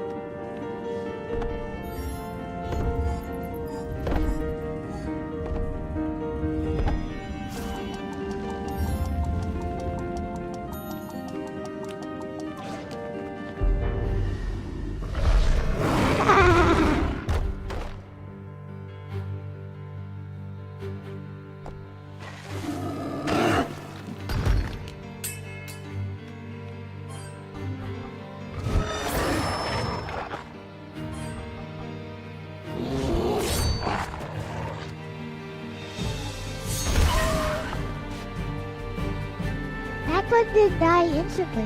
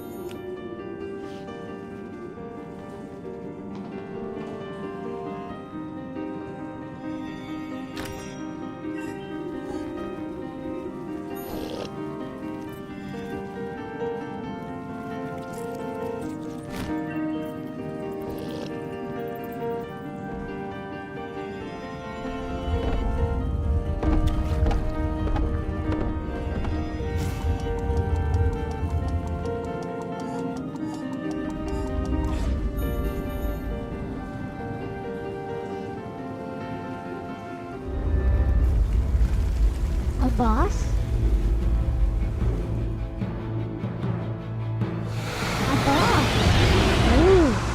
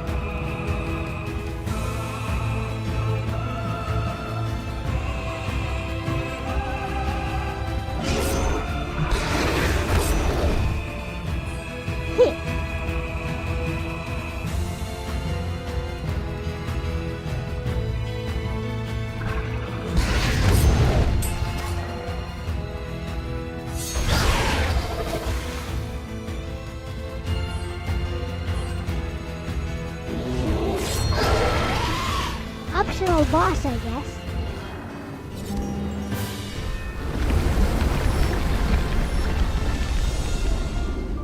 What is that for?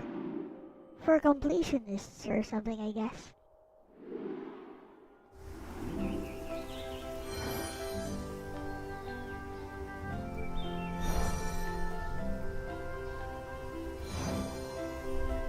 Everyone became not crows again.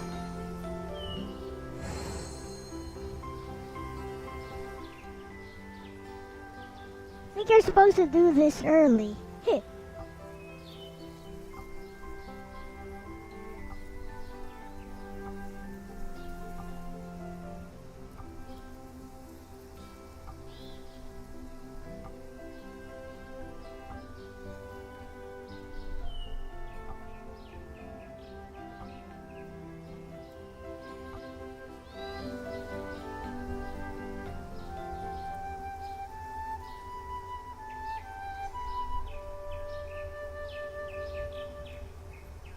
Or rather, was that the only thing I was supposed to do?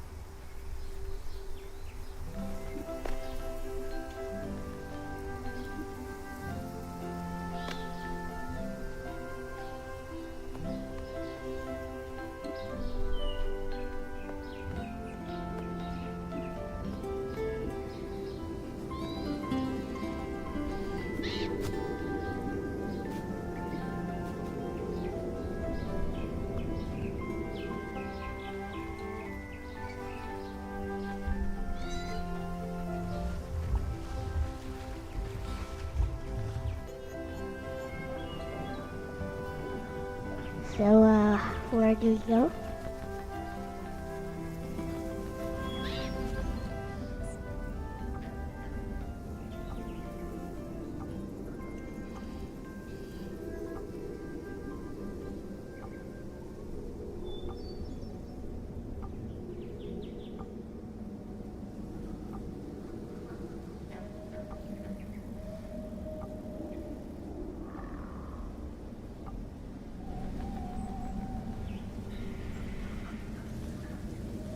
Oh, I already beat the game though.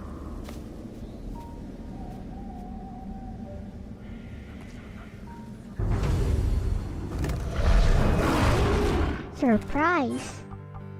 Surprise indeed, because you guys are dead with one shot.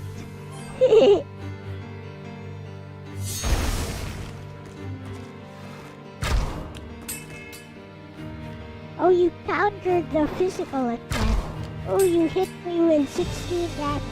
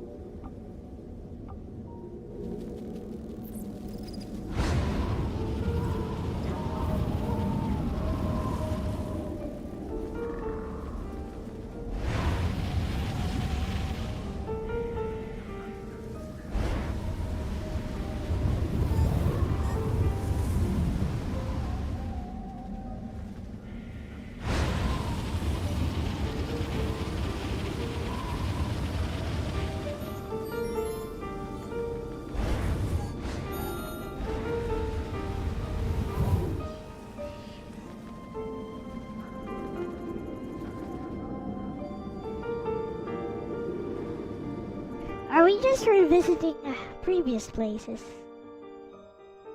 I guess we are.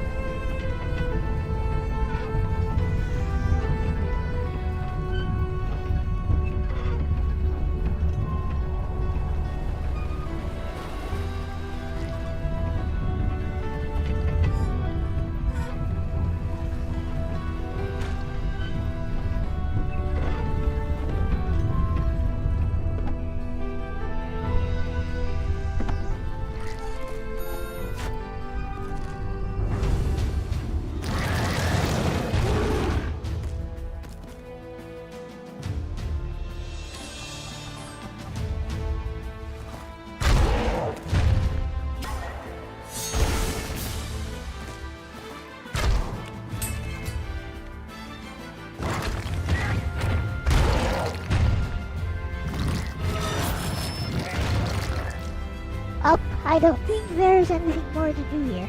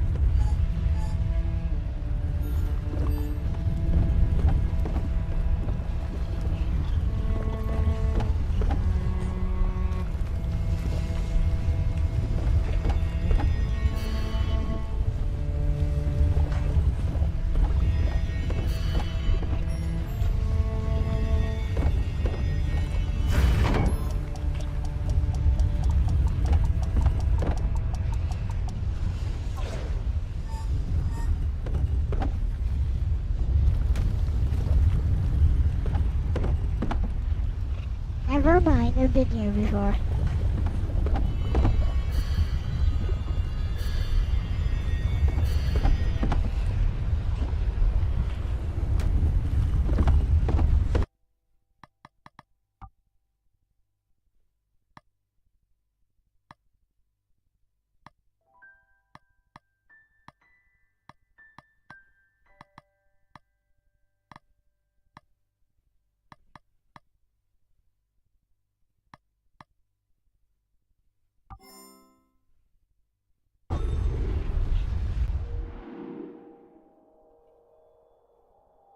What's this place?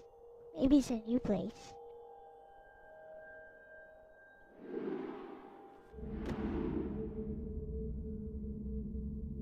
Oh, never mind.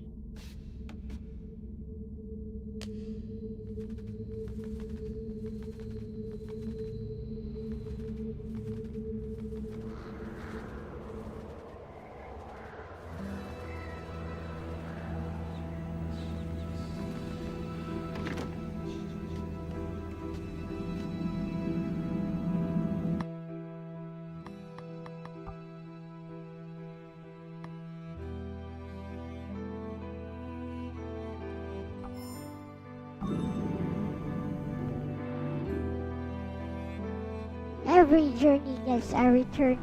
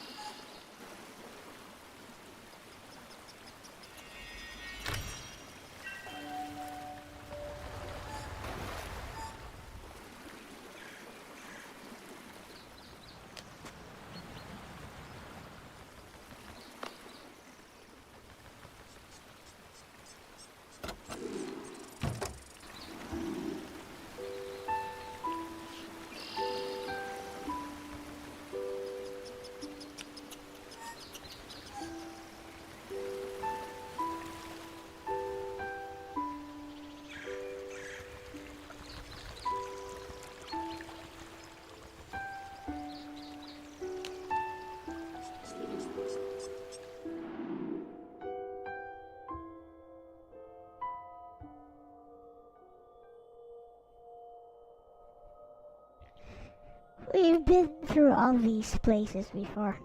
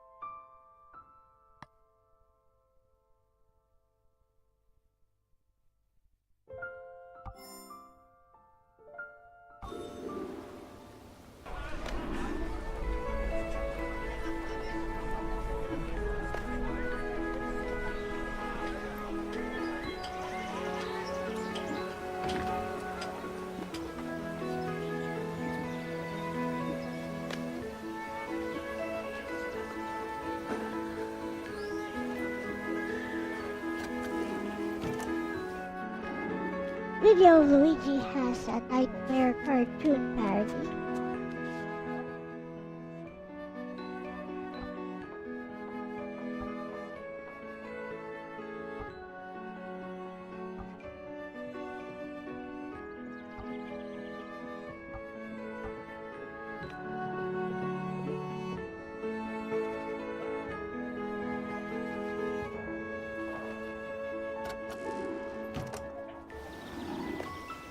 I don't.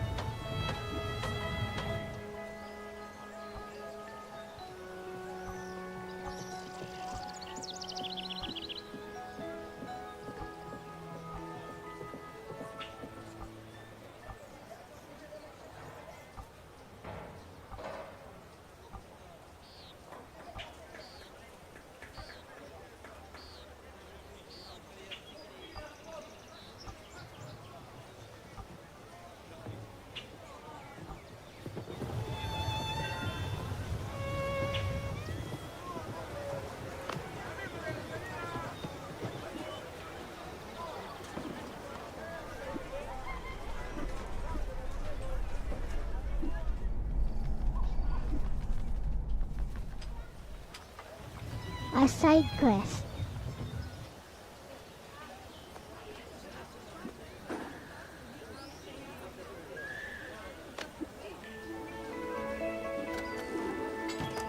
But what for though?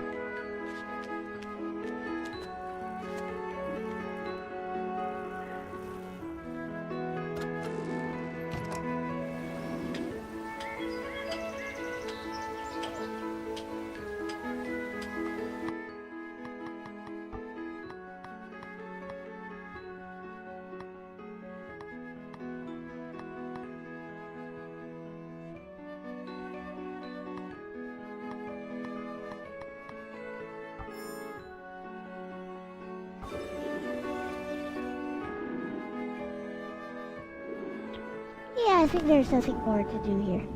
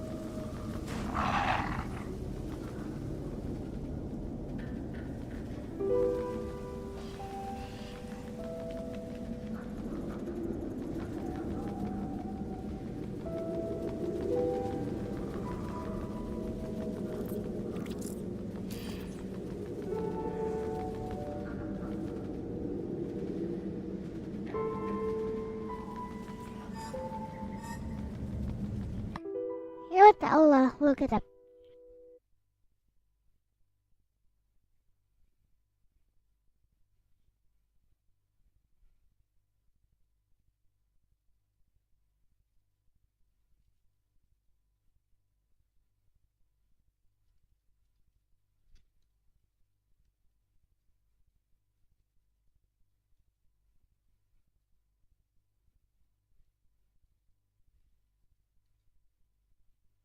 See if there's anything more to do.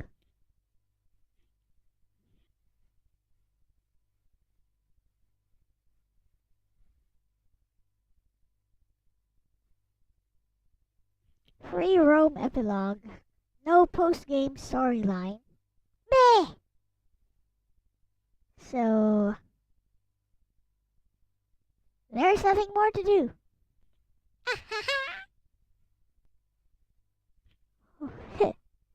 Once you finish, you can use the main menu to start a new game plus. Wow, that's it.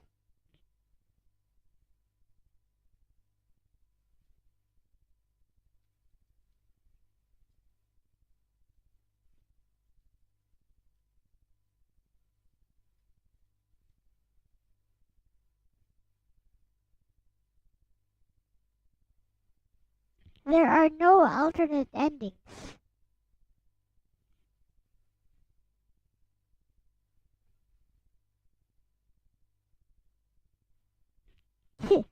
So all you can do is just finish all of the side quests.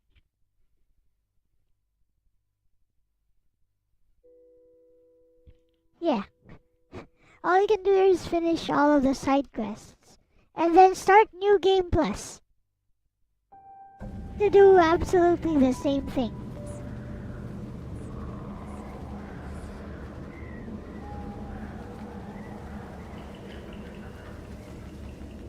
Again.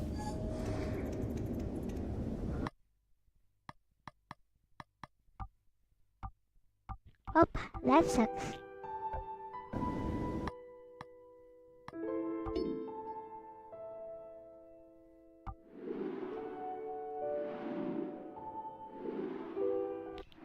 Oh, I beat the game.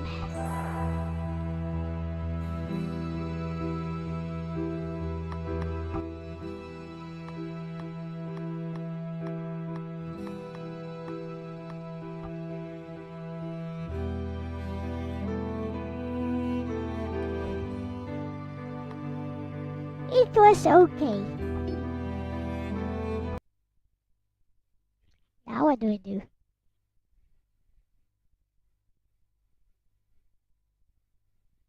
Let's see, what you can do is pre-order some of Ubisoft's games, apparently. No, thank you. I have nothing. I can't even pay. I can't even pay off my credit card bill. All I've been able to do is pay off the minimum amount to keep it running, I guess. To keep it active.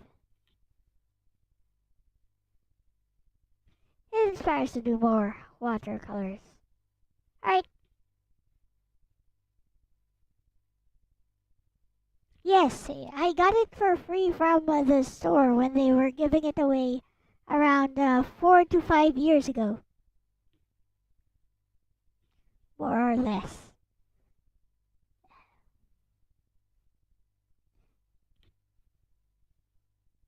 I also have the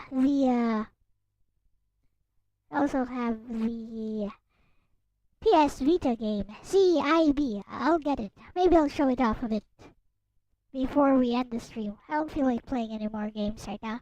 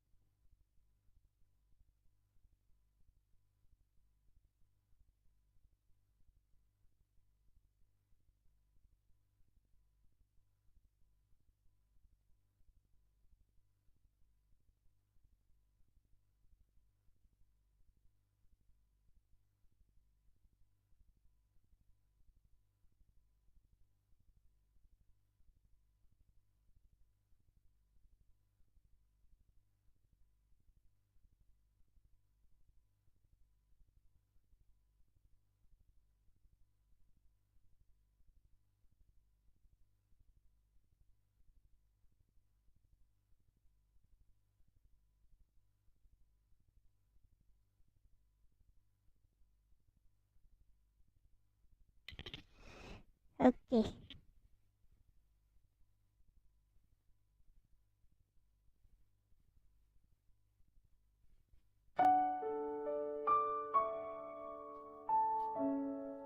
It failed.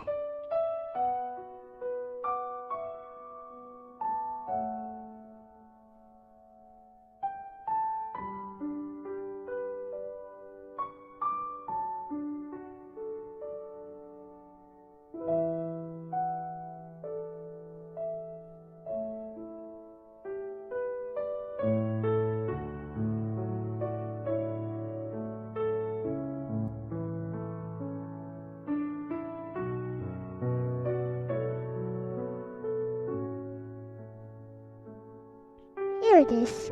CIB. CIB. Ta-da.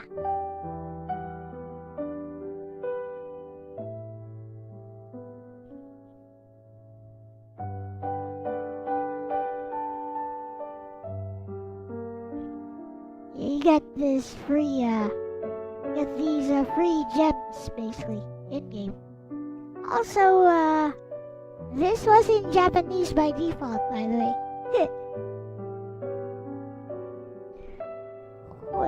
Which version? Which version is this? Asia version? This was in Japanese by default.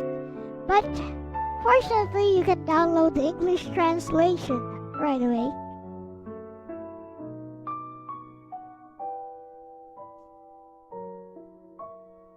And yeah, I did beat this on the Vita as well. What are these Vita things anyway? They kind of look like SD cards.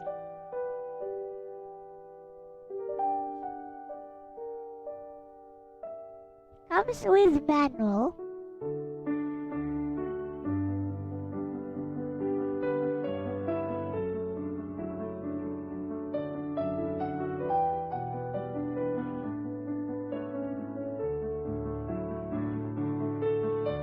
As you can see, it's multilingual, Chinese and English.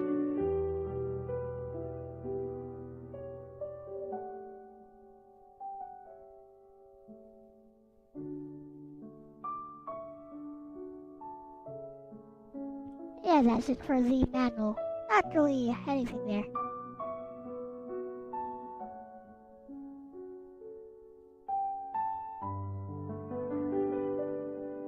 Bonus DLC stuff.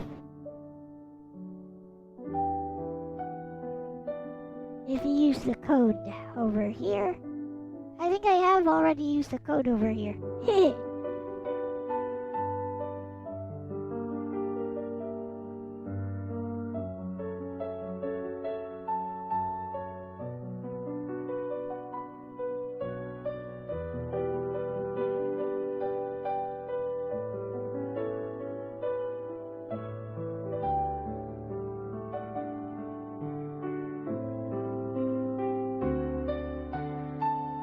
Save the kingdom of Lemuria.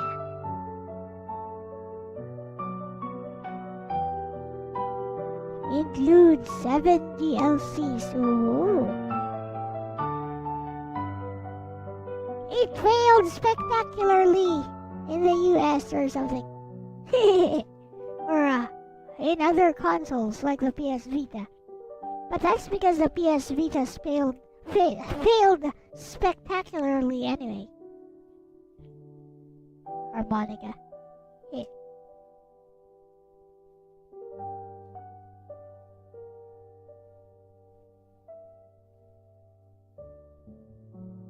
Seven DLCs. That's not 7. Whatever. I guess 4 packs of Oculi and Stardust. Kinda makes you super overpowered, actually. From the very beginning.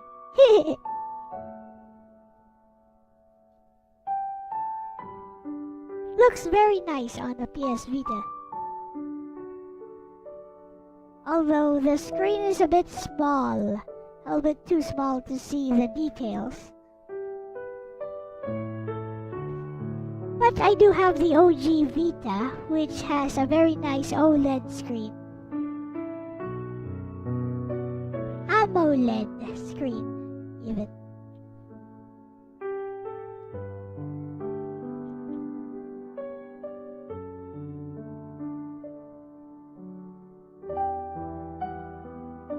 Right.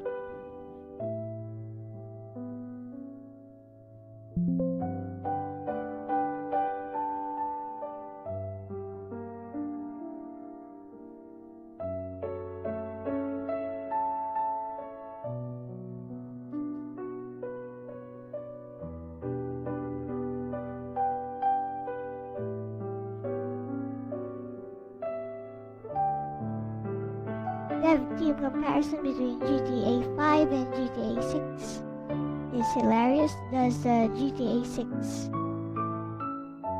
have like woke devs?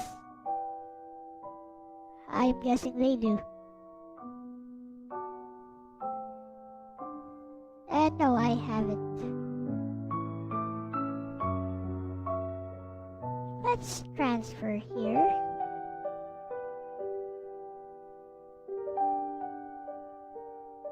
Yeah, kinda figured. All nerd guys GTA 6 is, yep, they're woke devs. As expected.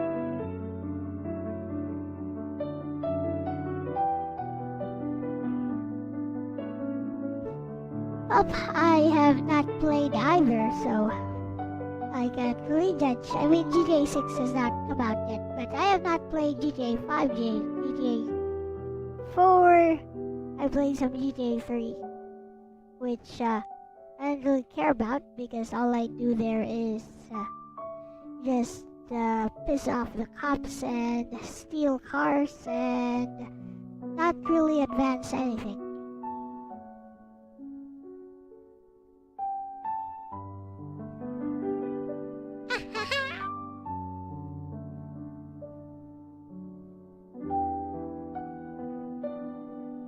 So, yeah, tomorrow will be Emulation Nation. I'll try to see what I can run.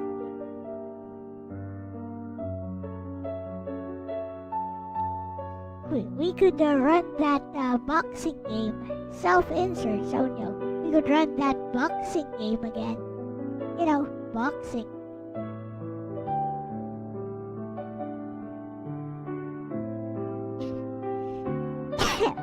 Boxing in the bathtub.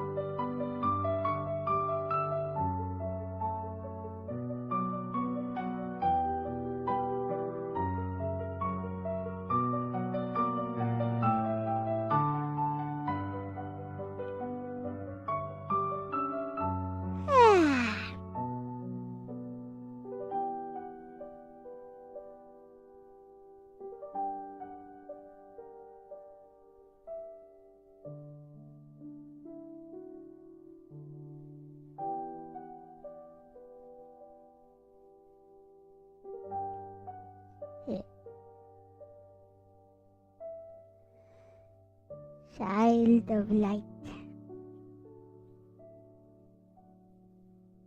Thank you for sharing the beautiful game. Oh, you're welcome. It's quite short and sweet, I suppose. I think the ending is a bit open-ended, and I know I could have gone with. It could have gone with a bit more closure for the ending. Other than that, it's nice and short and sweet. Characters not really all that memorable, except for maybe Aurora and Nicholas and the rat guy. What's his name? Forgot his name.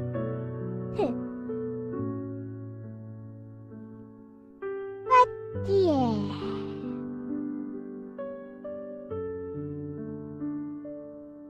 I sure am beating a lot of games recently. Oh, yeah, Wolfpack told me about a new game on Epic.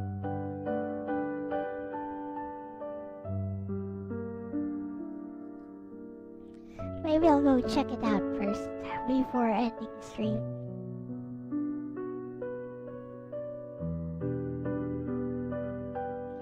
apparently there's a new Metroidvania that's free.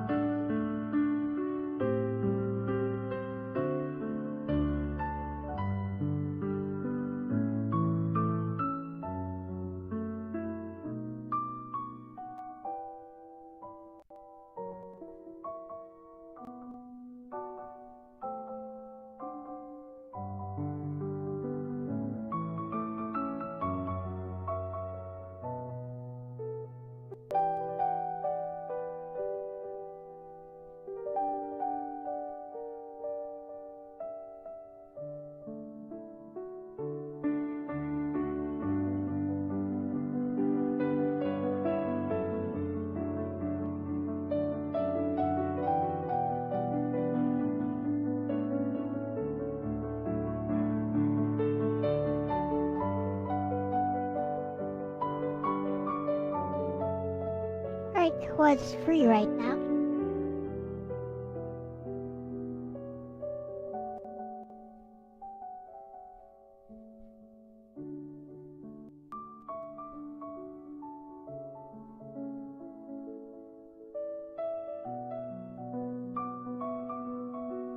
Honkai Impact 3rd is always free.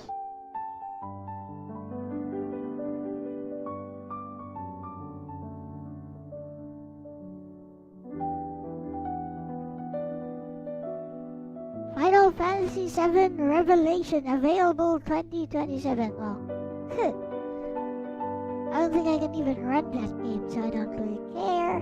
The Heirloom, First Run, Escape, featured from Epic First Run.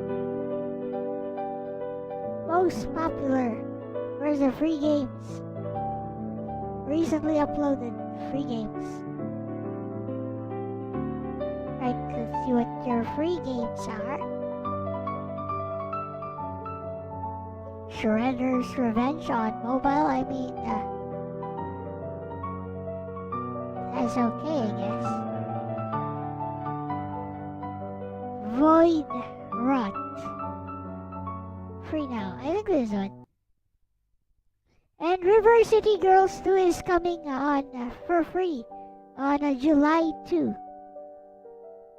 What? You can get it for free. Void Rot. What's this? Add to library. You certify that you are over 18. I'm perpetually 13, that's the lore.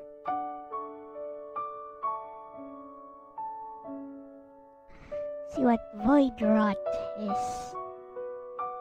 I don't want to install it, I just want to see what it's all about. Alright, take a look. Oh, it is a Metroidvania. Not the kind I like, but it is a Metroidvania. Looks like Hollow Knight.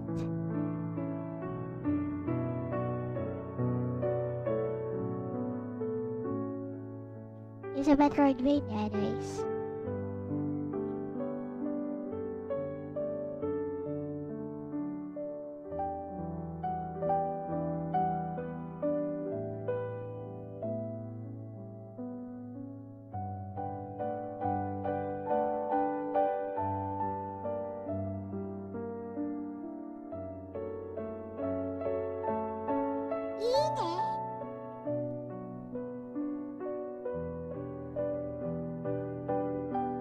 So does Miku.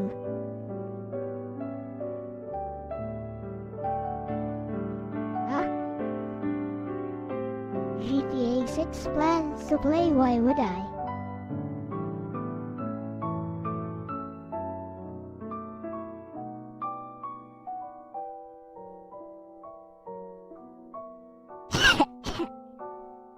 This requires a Ryzen 3. Really now. And a GeForce 1050 or an RX 570. Really? Minimum. You gotta be kidding me. It's just a 2D game.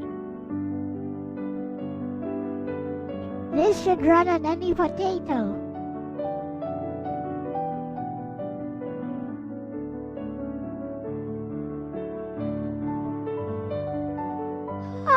On mobile, Shredder's Revenge is free, but I already have the Netflix version. Although I canceled my Netflix subscription, probably can't play that right now.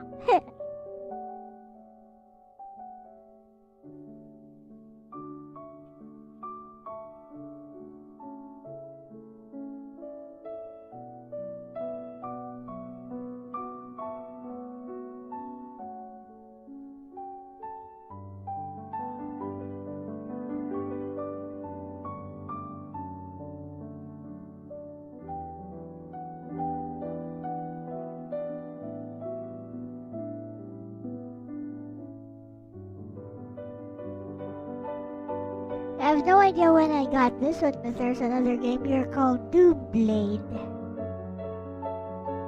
which looks like another Metroidvania.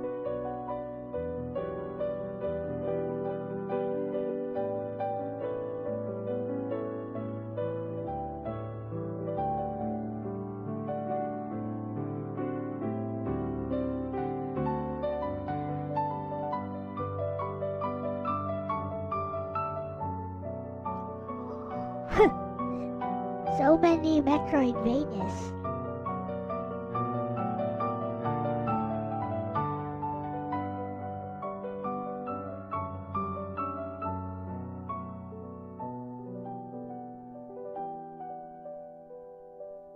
Are they going to run crypto miners on your device?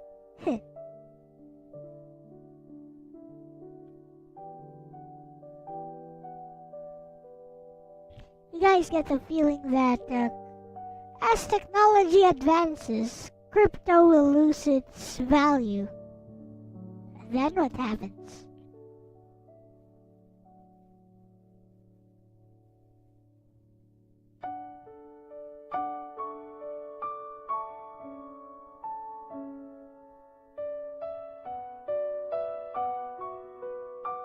But yeah, River City Girls 2 is coming, apparently, on July 2 to July 9.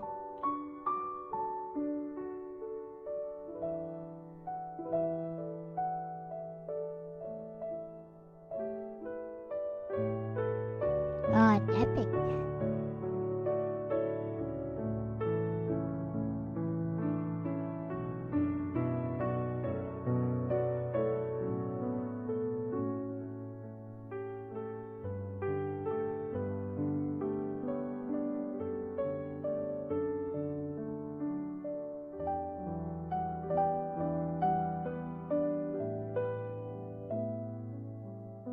They'll move on to the new thing. Disgusting normies! Oh no.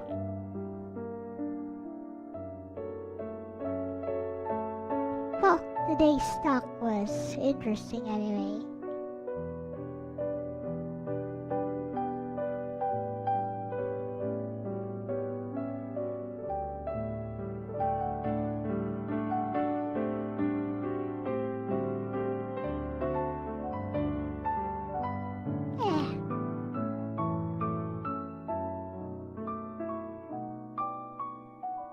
Lords of the Fallen is coming and it requires an RX 5700, which I will never be able to afford ever again.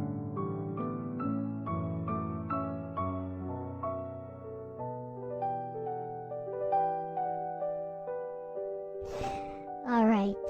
I guess I can end the stream here. So, tomorrow will be Emulation Nation, we'll see what I can run. So, thank you guys for watching today. I hope I helped to lighten your day and lighten your mood a little bit. And yeah, this is my schedule for next week. For this week, no changes. And I am kind of tired right now. So, as you can tell from how I'm kind of slurring my words a bit.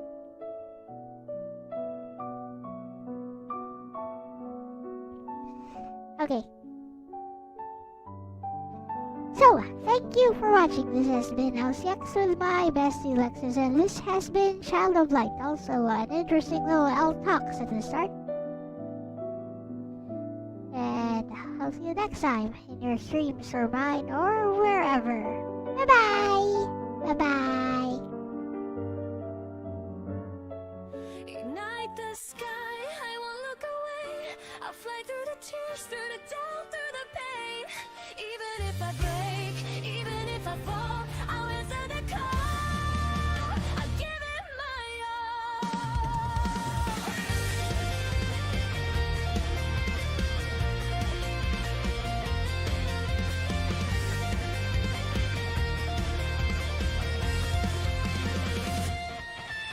I'll wake to a world in motion, signals racing through the night. Every star is pulling me forward, like it knows my name tonight. I've been drifting in between what I fear and what I see, but the future's calling out to me louder than the past behind. If I hesitate, I brace the fear, so I breathe and face the fear. Ignite the sky, I won't look away. I'll fight through the tears, through the doubt, through the pain. Even if I break, even if I fall, I'll answer the call. I'll give it my all. Ignite the sky, let destiny burn. Every scar I carry is a lesson learned. I won't run, I won't hide. This is the day I decide.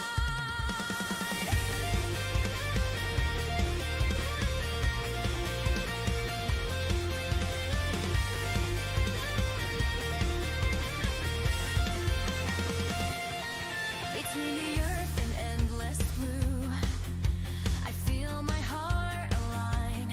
Every orbit, every choice leads me to this line. I don't need to know the end, just the reason I defend. If tomorrow tests my strength, I'll rise again. No more silence, no retreat. This pulse in me is real. Ignite the sky, I won't look away. I'll fly through the tears, through the doubt, through the pain. Even if I break, even if I fall, I'll answer the call. I'll give it my all. Ignite the sky, let destiny burn. Every scar I carry is a lesson learned. I won't run, I won't hide. This is the day I decide.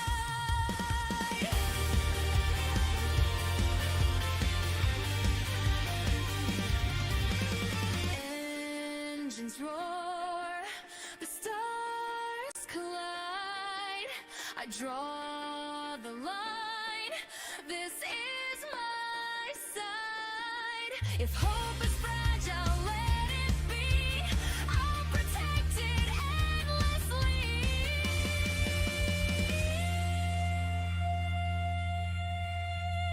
Ignite the